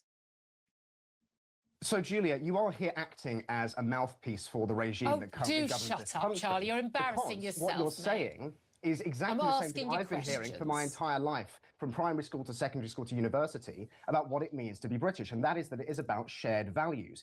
Why do you keep mentioning skin colour then? As I've already said, and as you have acknowledged, white British is a census category used by the government to describe the English, Scottish, Welsh, and Northern Irish. In other words, the native peoples of the British Isles. Native, yes, I accept the word, I accept that, but why?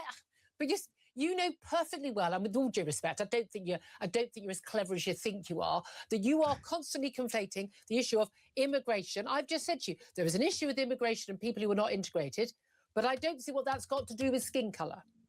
They're the same issue. They're the same issue, right? Someone who is black, someone who is Chinese like me. It's not like we just, I don't know, we spawned magically in somewhere like the UK. It's okay. It's okay to acknowledge that people of different ethnicities have different backgrounds. They're from different countries. Okay, I'm under no illusion that I have a B&O, British National Overseas Passport. I've lived in the UK, love the UK. It's why we still talk about the UK on this show.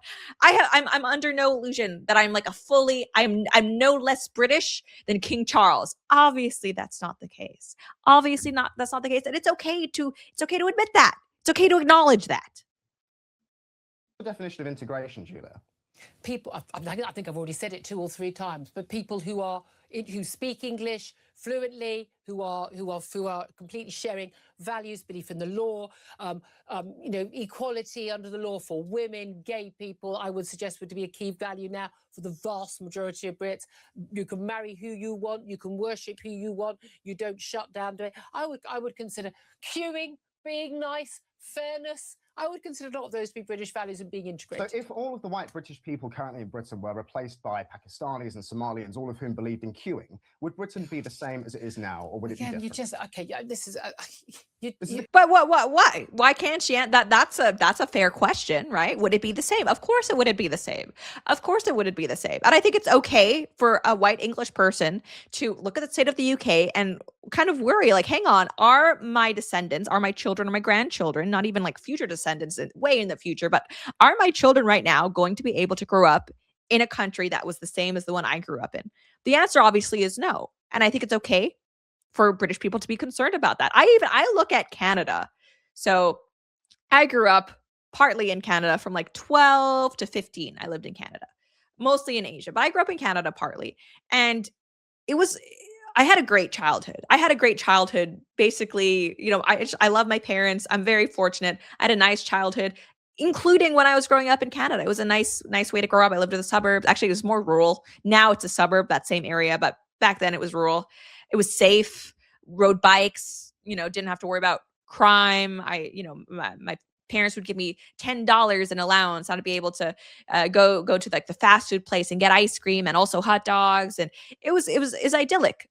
And it hurts my heart to know that even if I were to move back to Canada, my children would not be able to have that same childhood because it's not the same anymore. It's not really a high trust society more. The language issues, crime is going up, and that's painful. That's actually painful, and it's not racist to want to talk about what's happened and to try to stop it. Key question, Julia. No, it's not the key question. You're making a glib point. You're the one who keeps saying it's about immigration, and then you keep talking about skin color. Yeah, because immigration is skin color. Is she really this dense? Honestly? Because, Julia, the question is, are we a people or aren't we? And if we are, then the changing demographics do have a material effect on the future of the country. Changing demographics do. I don't want my children to grow up in some effing Lebanon, which is the situation we are rapidly hurtling towards with the massive demographic change that we're experiencing in this country. So, if we are to restore Britain and turn it into a country that is worth living in for young people and old people and all British people, then restoring Britain's demographic security and recognizing that the changing demographics is at the root of so much of what is wrong with our country today is absolutely essential. And as you have just demonstrated, yourself, others in the mainstream media, and indeed many of those in Reform of the Conservative Party are not prepared to have this conversation because I'm perfectly prepared to. I'm not trying to shut down the conversation. I thought I was having a conversation with you about restore and reform. We come back on again another time. So I also love the framing of that he says demographic security. I think that is a good way to look at it. Armando Medina, she isn't dense. She's on the narrative payroll. Yeah, but they can only obfuscate so much. These conversations are happening, right? People are waking up. They're noticing that there's problems. And it's funny because Japanese people, South Korean people, Chinese people, East Asia has very strict immigration laws. And it's okay for them to have that. No one really questions it. No one really, at least, leftists in the West tend to leave East Asia alone in that regard.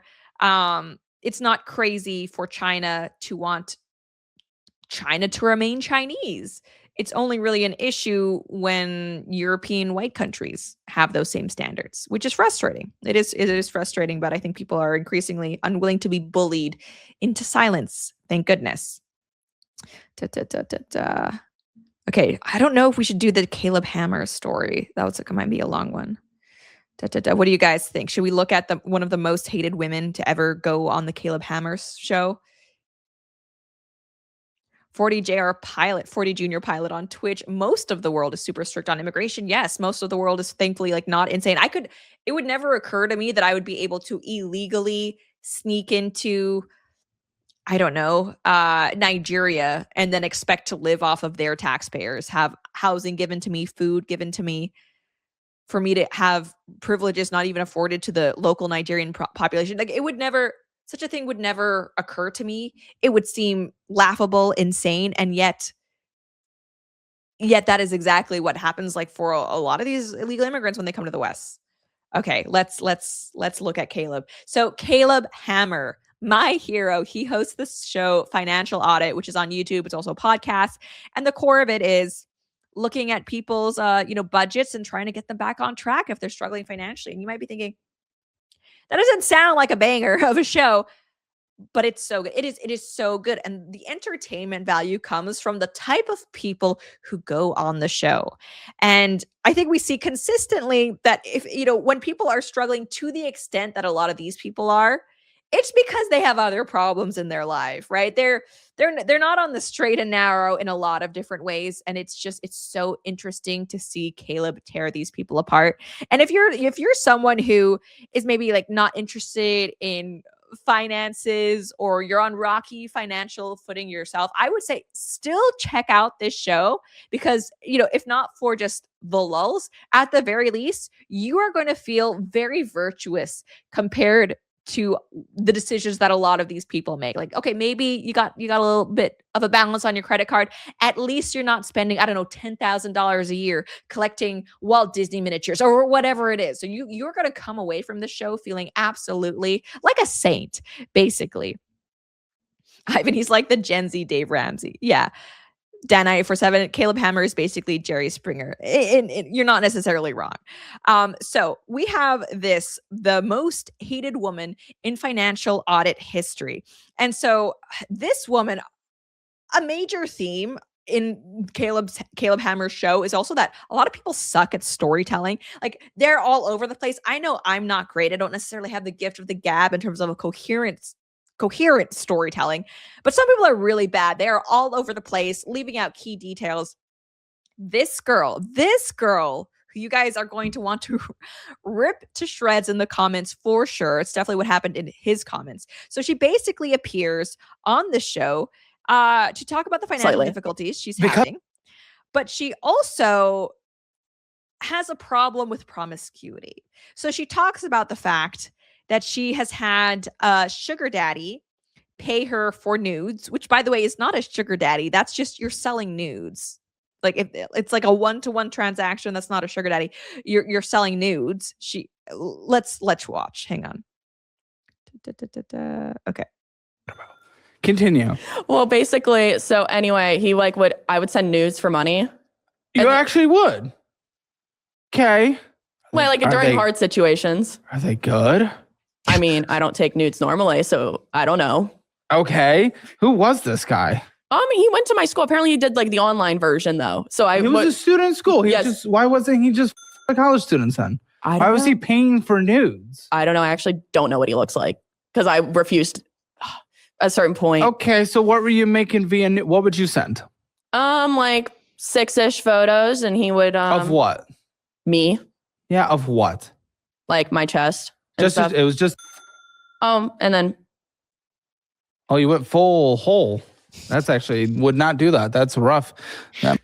Full hole. Oh my gosh.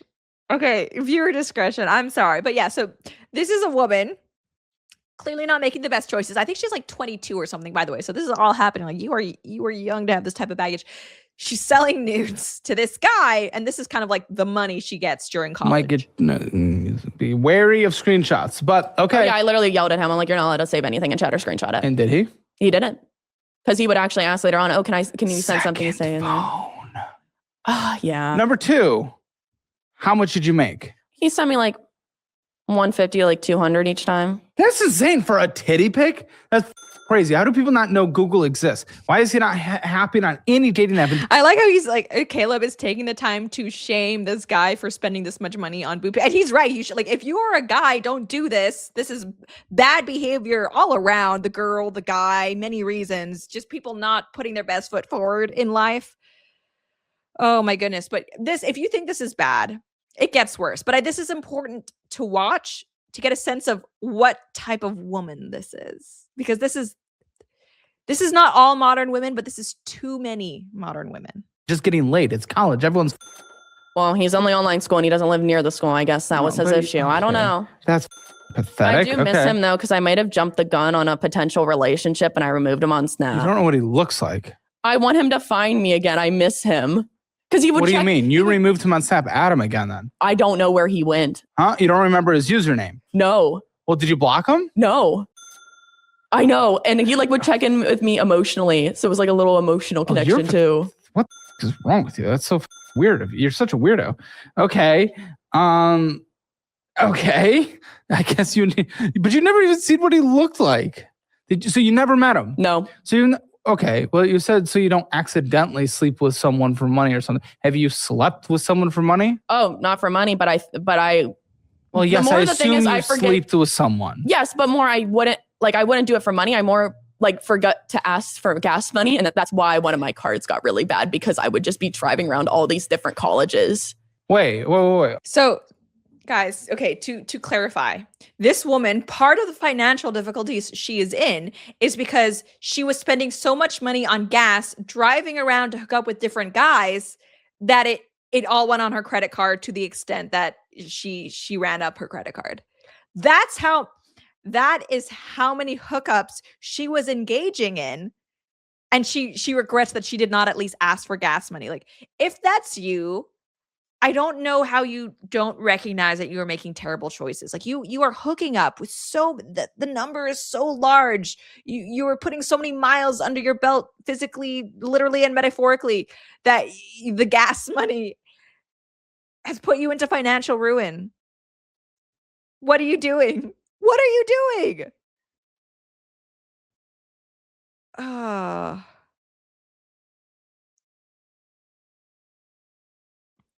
And I for 7 on Twitch, she's an amateur. Do you remember that guy on Twitter who asked you to findom him and you gave the money to charity? Oh yeah, there was one guy, this was a while ago, who was into findom and he was like, tell me to give you money, I'll do it. I was like, okay, give me money. And he sent me like $1,000. I sent it to charity. I was like, what? People are weird. It's a dark world on the internet.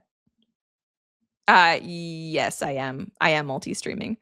Kick, Twitch, Twitter, Facebook, Rumble.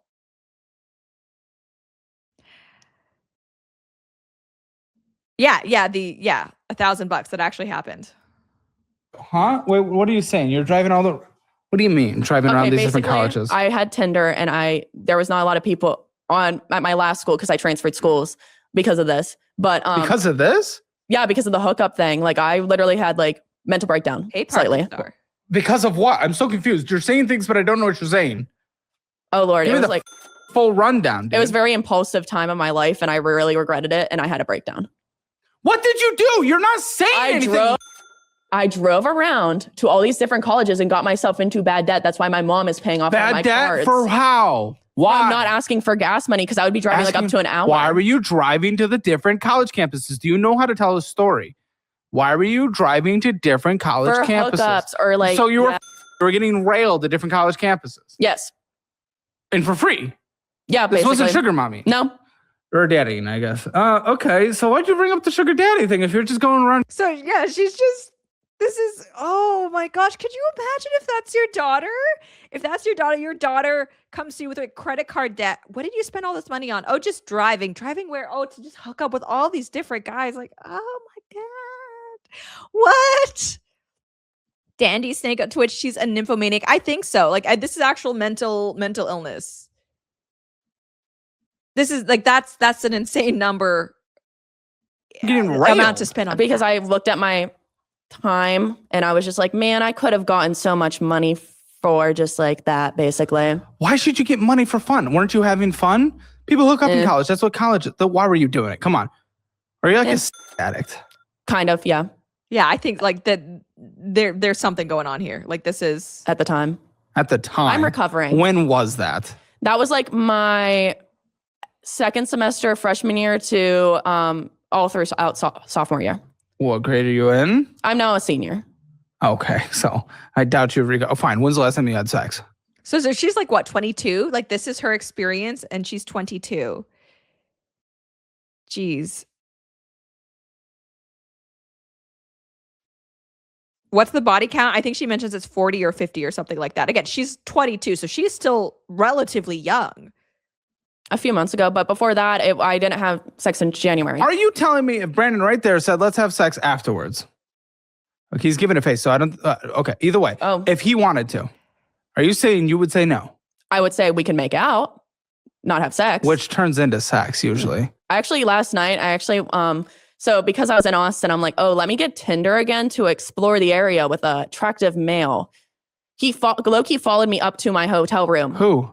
This guy from Tinder. You met a random guy from Tinder the moment you landed in Austin? No, I did some things by myself. I actually was like going to try to find somebody like, oh, let's go to a nice food spot or something. I've never been here. Okay. So this, by the way, is the story that got me worked up. Not that getting me worked up and upset is like a novel thing, but so did you hear that? Did you hear what she said? This guy followed me to her, like, have sex in January. Are you telling me if Brandon right there said, let's have sex afterwards? Okay, he's giving a face, so I don't. Low-key followed me up to my hotel room. Who? This guy from Tinder. You met a random. He followed me up. So she's, let's be clear. She is trying to paint this guy who followed her up to her hotel room as a total creep. But let us see Caleb unpack this story, because I love that he does this. He actually holds, like, hang on, not a throwaway line making it seem like, what, you got raped or assaulted last night, and then we just move on. Like, wait, let's talk about what actually happened. Guy for Tinder the moment you landed in Austin? No, I did some things by myself. I actually was like going to try to find somebody like, oh, let's go to a nice food spot or something. I've never been here. Okay, so you met Yes. a man. Yes. Okay. And then he was trying to hook up with me and I was like, no, I'm not like that anymore. And then So he was trying to hook up with you after you met him on Tinder, messaged him that day to meet up that night, but he wanted to hook up with you? Unthinkable. I'm not saying that I approve of hookup culture, but it's like, you can't paint a guy as a creep or as like a predator. How dare he think he might be able to hook up with me when you met on a hookup app? Like, that day you started messaging, you meet right away. Like, take some accountability. Loki kicked him out. This is so interesting. Ladies and gentlemen, have you followed what she just said? I want to show you, unfortunately, the modern young woman in grand display. She went around a lot of guys and hooked up. Okay, that's good. She consented to it. They consented to it. Then she flew here in Austin, chose to meet up with a guy. The guy wanted to hook up, and she just made him sound like a creep for coming with her to the hotel and trying to hook up. Well, we were walking around in public, and then I'm like, oh, do you want to walk me? Like, he was just standing there near me at the elevators. I'm like, are you going to walk me up? And he's like, I don't care. And then I was like, I'm just going to go. And he just followed me a bit. Kind of sounds like you were asking him to walk you upstairs. What? If you didn't want him to come, like, the normal thing would be like, okay, well, bye. I had a nice time. And then he'd probably leave. Are you going to walk me up? Like, that sounds like you're asking him to walk you up. And then I was trying to understand what you just said. You were like, you wanted him to walk you up and I stuff. didn't. I was trying to go up. You are the modern young woman. You guys are broken. The moment you guys want to hook up, it's totally good. But if a guy wants to hook up, it's creepy and weird. You can just say no and move on with your life. Oh, I said no to him multiple times. Like, he was trying to take off my clothes and I'm like, no. What? No. You were pushing the goalpost. She did not say that. So yeah, that's what I mean. She's so bad at telling stories. She is all over the place. And what she hasn't even mentioned yet is that while they were out, the entire time they're making out. So this girl's like making out with this guy. And then she's like, are you going to walk me up? And he's like, okay. So she's going along with this, and then now she's painting him as a creep. It's like red light, green light. What's going on? Which is like, obviously this is bad behavior in and of itself. Like, this is not only is this like promiscuous behavior, which is not good, but it's also, this is not safe to do. If you don't know someone, going up to their hotel room with them, taking someone to your hotel room, regardless of gender, this is not a safe thing to do. But then, yeah, she's now basically she's going on this huge podcast and making it seem like he was a potential sexual assaulter. Yes, high risk behavior. That. Oh, she no, did he not was say in my. No, he was in my. No, you said he was trying to. Yeah, he was in my hotel, and like, I'm like walking around doing stuff, and he's like trying to take off my clothes, and I'm like, no. And then eventually, I like open up the door. I go, I'm sweaty and I'm tired. Unfortunately, I don't believe that, because that's what you should have said at the beginning. You're making him sound creepy for being at your hotel when you both walked to your hotel. So unfortunately, based on what you said, I do not believe you. And I know people like you, in my own experience and my own friends' experience, are just liars. When you get called out because you made someone sound like a creep, they weren't a creep, so then you have to make something up to make them sound like a creep. It makes no sense. I don't believe you. Why didn't you say that? You said specifically that he showed up at the hotel. Oh no! You walked to the hotel together. We walked around in the public, and then he walked me back to my hotel, which was nice. That was a nice part. But then once we went upstairs, he kind of like came into my hotel room without me asking. Okay, first of all, you guys went upstairs because I was trying. You guys went upstairs. It is a natural, organic thing for two people walking around on a date to go upstairs together, unless you specifically give very intentional and clear not even clues, but just say, okay, thank you, have a good day. And then if he starts to come up, I don't want to do that. He is not. Yeah, you could just say things that you want. I don't know why in like modern dating culture, communication is taboo. Like you can't just say like, okay, bye. Like I had a good time. Maybe even before you meet up, like, I'm not interested in doing whatever. I just want to have dinner. You could just say things like you don't need to play a game like that. It's actually, it's way easier if you just come out and say things. And if you're a guy, like one of the reasons why hookup culture is bad, I mean, aside from like safety, morality, whatever, like you do not want to be associated with crazy people like this. She's insane. You don't know. Be safe with yourself. Yeah, use your words. Exactly. There doesn't need to be this like ambiguity. It's like, remember when there was Aziz Ansari, that actor, he kind of got Me Too'd in a really weird way. And it did hurt his career. But it's kind of like there was this woman he went on a date with and they ended up sleeping together. And she told the story about how it was just awkward and uncomfortable. And she didn't feel comfortable with everything that happened. But at no point did she say no. Like they like went along with it. And it's like, if you're a woman, you don't need to sleep with a guy just because you're a people pleaser. You know what I mean? Because implied consent is a thing. But she wrote a story about it. And it basically, she tried to paint Aziz Ansari as like some predator, some rapist. And I understand like that was a bad experience for her. She's uncomfortable. But like the societal expectation we have now of mind reading on behalf of our partner, it's too much. And the fact that now like there are people who would conflate something like that. Oh, you had a bad, uncomfortable experience, but you didn't say no. So there was like conflate that with actually being a sexual predator. It's dangerous. Subnet historian on Twitch, my favorite Wasian. Oh, thank you. Mectronic Man, similar Me Too for James Franco. I haven't really wasn't there like a bunch of stuff with James Franco and part of it was also kind of underage girls?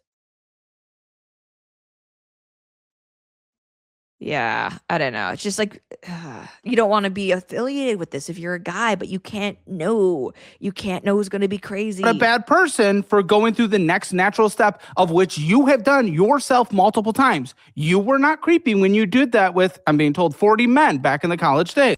Yeah, 40 men. Your body count is 40 men. So presumably you've done this with 40 other guys, but now this one now this one guy, he's a creep because you are now not wanting to, which is fine. You should not want to sleep with him, but it's just not fair to paint this guy who was probably kind of confused as to what was happening as like a predator. Which I don't even care. I'm not a body count person. I don't give a okay? Not even shaming for you. Who cares? Just have sex, have fun. You would not have been a creepy person if you did that, but you were making a guy sound like a creepy person for doing that. Now, if what you said is him walking around your apartment and he was like touching and being weird and you're like, no, I don't want to do this, please leave, and he didn't do that, then he's a creep and should be posted about online. But you didn't bring that up. You only brought that up after 3 times where I said he was doing, just normal, and you had to push the goalpost because people like you do that. So be honest right now.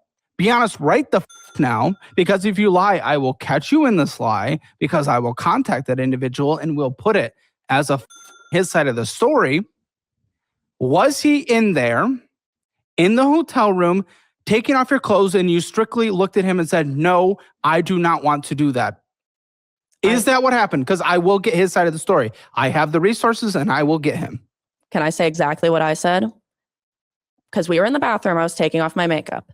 He comes up to me, kisses me, and then he starts pulling up my shirt. Pause. He kisses you. Did you say something? Did you kiss? No, I kissed him. Yeah. You kissed? Because we were doing that throughout the date. Okay, so there's implied we were consent. doing that throughout the date. So it's not just like this guy like randomly wants to follow her and then just jumps on her. You're kissing throughout the date. Oh. God, like if I were that guy, I mean, I wouldn't be trying to do this, but like if I were that guy, I think it's pretty reasonable to assume, you have it all clear. She seems into it.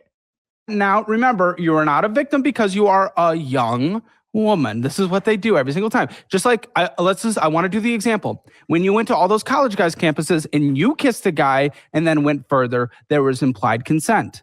Remember, when you did that, you weren't creepy. Continue. What happened?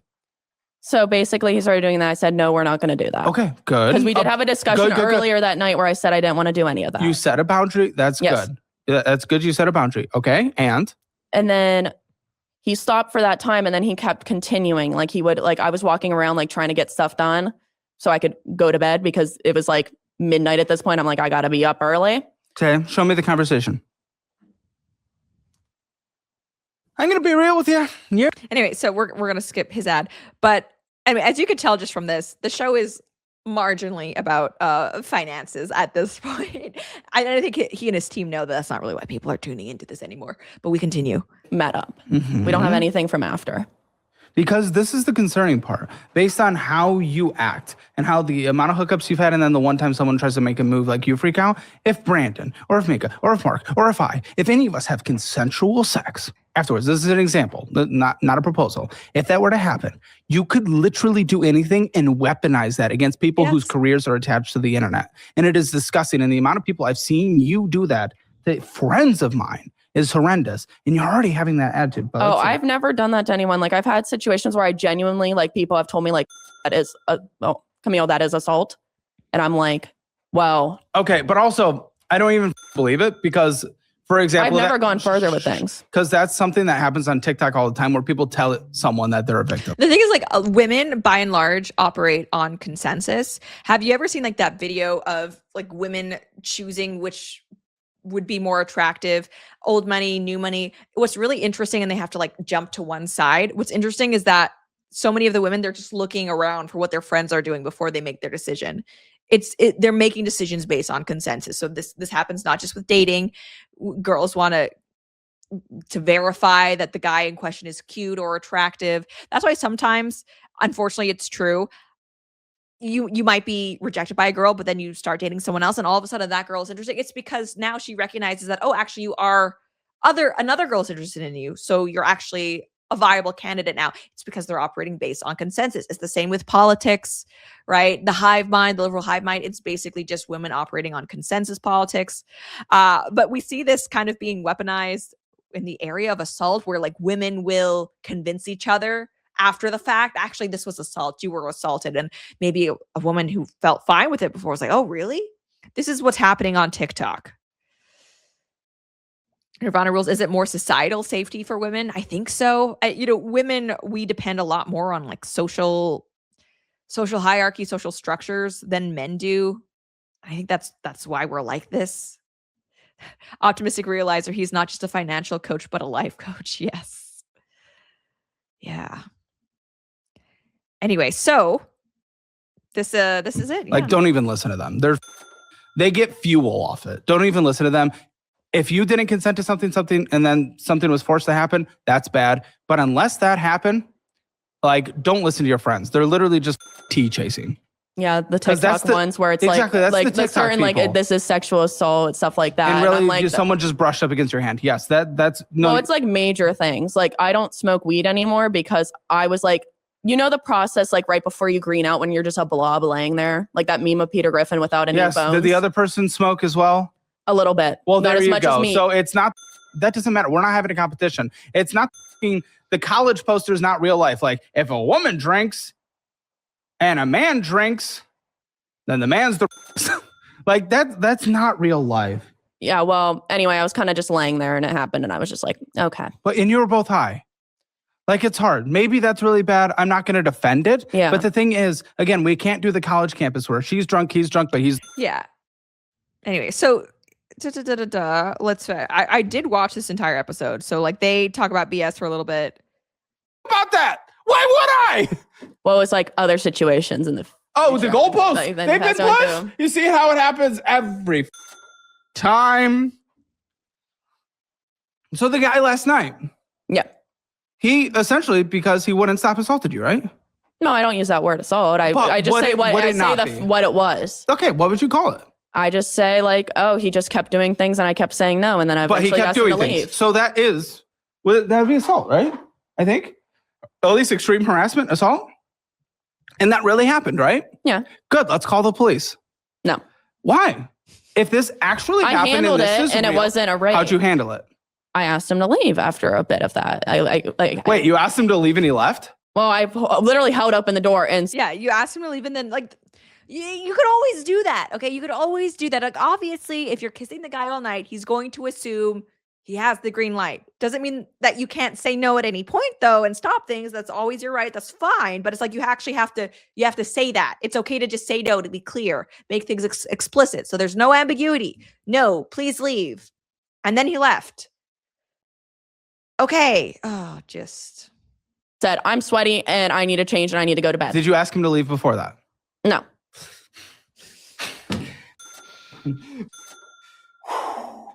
Woo!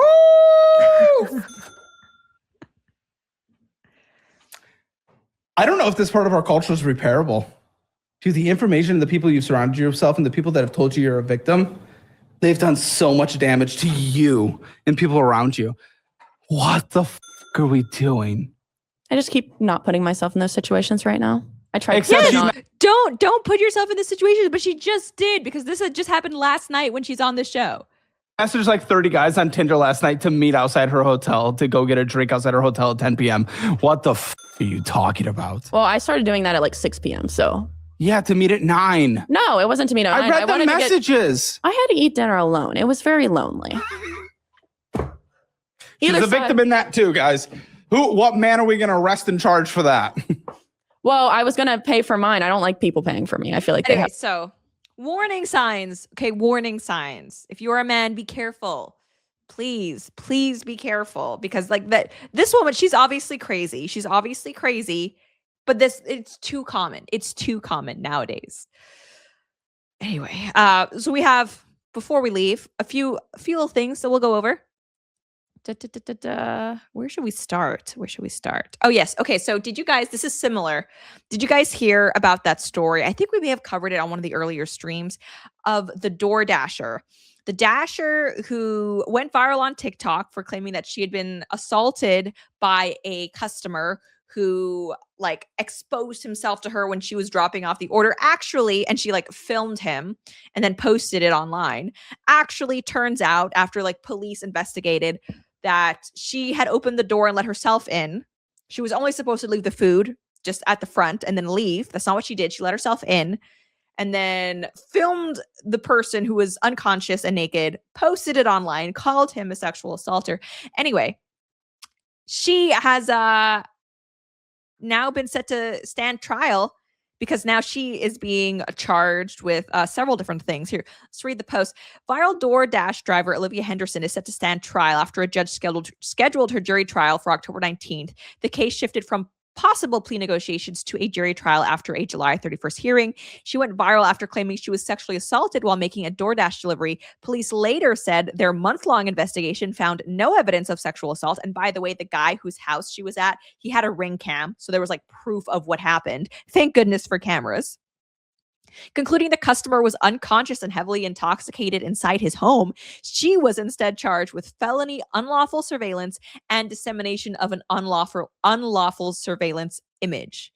Yeah, as she should be. And actually, I mean, I kind of feel like she should actually get more than just that. Not only was she posting like nudes of this guy in his own home, him unconscious, she let herself in, but she also was making allegations against him that obviously were damaging. I mean, defamation, like whatever. I think there should be more, but I think it's at the least she is going to trial. But yeah, just another example. Crazy woman.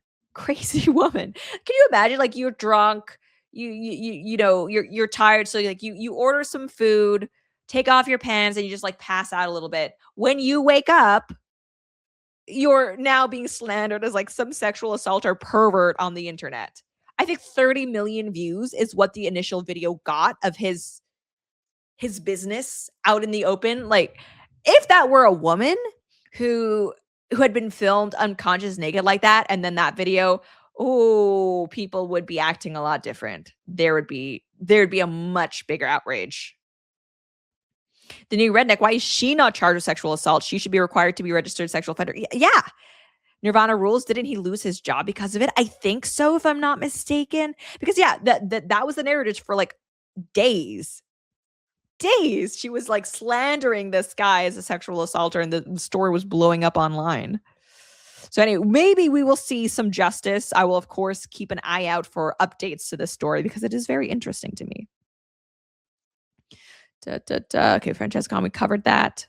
Oh yeah, so funny update on Donnie's socialist grocery stores we covered, I think, last episode.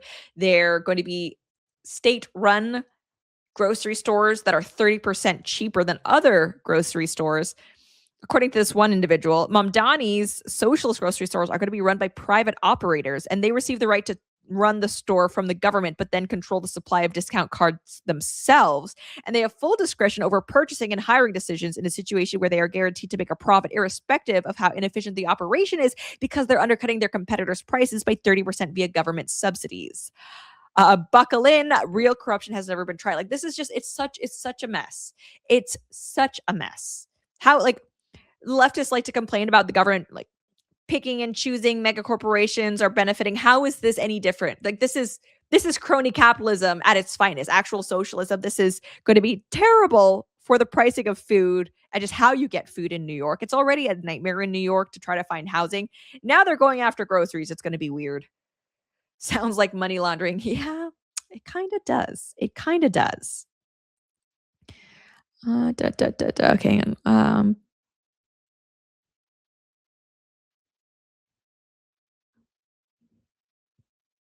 Okay, we have some Bill Maher stuff. We'll save that for next time. New data from Cato confirms the dangers of non-white immigration. So socialism and communism views by race. Okay, what's interesting is that we see socialism, negative favorability for white people, slight positives for Asians and Hispanic, overwhelmingly supported by Black individuals. Communism as well. So communism, even less support from like everybody, but still there is a huge difference in political views by race. I don't know how we fix that. I don't know how we fix that. Okay, channel 4. Okay, who we have an individual who is trans complaining about not being safe in the men's room. I feel like I'm not safe. I will never be safe in a men's toilet. I actually started using the ladies only later on during my transition. I was still using. Those are some mighty large feet you have, madame. The men's bathroom when one day I was verbally assaulted. I was as soon as I got in, there was a man that was washing his hands, and he looked at me from the mirror. He got visibly distressed. He was super red, and he just shouted at me that I had to leave. So I felt very unsafe. Okay, this is a convincing trans individual, I'm not going to lie. But, okay, so a man says leave, and that's the horror story we're being presented with. I don't feel safe because someone told me to leave once. Okay, well, what about all the girls who have actually been subjected to real abuse at the hands of males in locker rooms, where that's having to witness exposed genitalia? Which, hey, in one situation with the DoorDasher, everyone on TikTok was, hey, that's abuse. But if that exposed genitalia is actually in a woman's locker room and the person it belongs to says they're a woman, that's okay. Now that's actually trans rights. It's just, there's so much narcissism from a lot of the trans movement. Not all, but a lot of the trans movement. People like this clearly putting their own safety above the safety of women and girls. So, this individual wants to feel safe. What about the women and girls who now have to have males in their bathrooms? Do they not deserve the same consideration? I mean, after all, this trans individual, they're the ones who made the decision to transition. Okay, but now they're complaining, oh, well, now I don't fit anywhere. Well, like, this was your choice, though. Your actions led to this.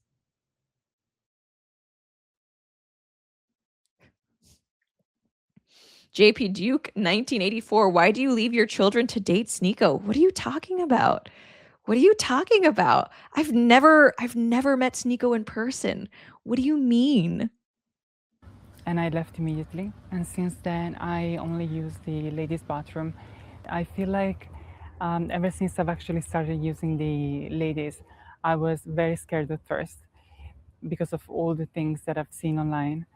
But I was actually very surprised to see how welcoming everyone was. I was going into the bathroom quite scared and just trying to be as quick as possible. Okay, here's the thing. Not every trans person is a predator because not every male is a predator. Like obviously, and thank goodness, most people are not. But when you just have a blanket policy, anyone can use whatever bathroom they identify with, whatever, obviously perverts, predators are going to take advantage of that. And like single sex spaces exist for a reason, mostly the protection of women. You undermine that by saying, oh, whatever you want, go where you feel. How about no? How about no? Try to go almost unnoticed, but then I've even made friends. I had lovely chats with people, with girls. They complimented my outfits. And now with these guidelines, that will obviously impact you in certain spaces. How do you feel about that? I do believe that my safety as a transgender woman has to have the same value as the safety of a cisgender woman's. Okay, but that by your own admission, it doesn't. You're putting your own safety above the safety of women, of women and girls who single sex spaces exist to protect. 40 junior pilot, when I was at university, the restrooms/showers were unisex.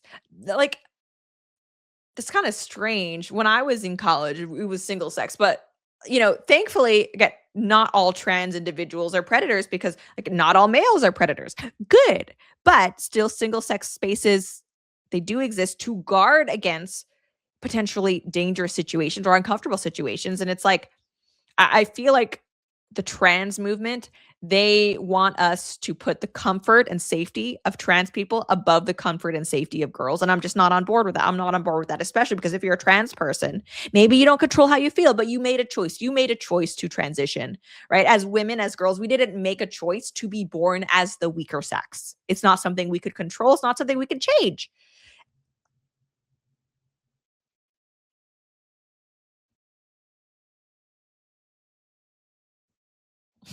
He makes the ugly girls feel better about themselves. No, I mean, to be fair, for a trans person, I think he passes pretty well. Safe. I will never be safe in a men's toilet. And you'll never be safe in a men's toilet, but girls are expected to be safe with men in their toilets. Okay, that makes sense. That makes sense.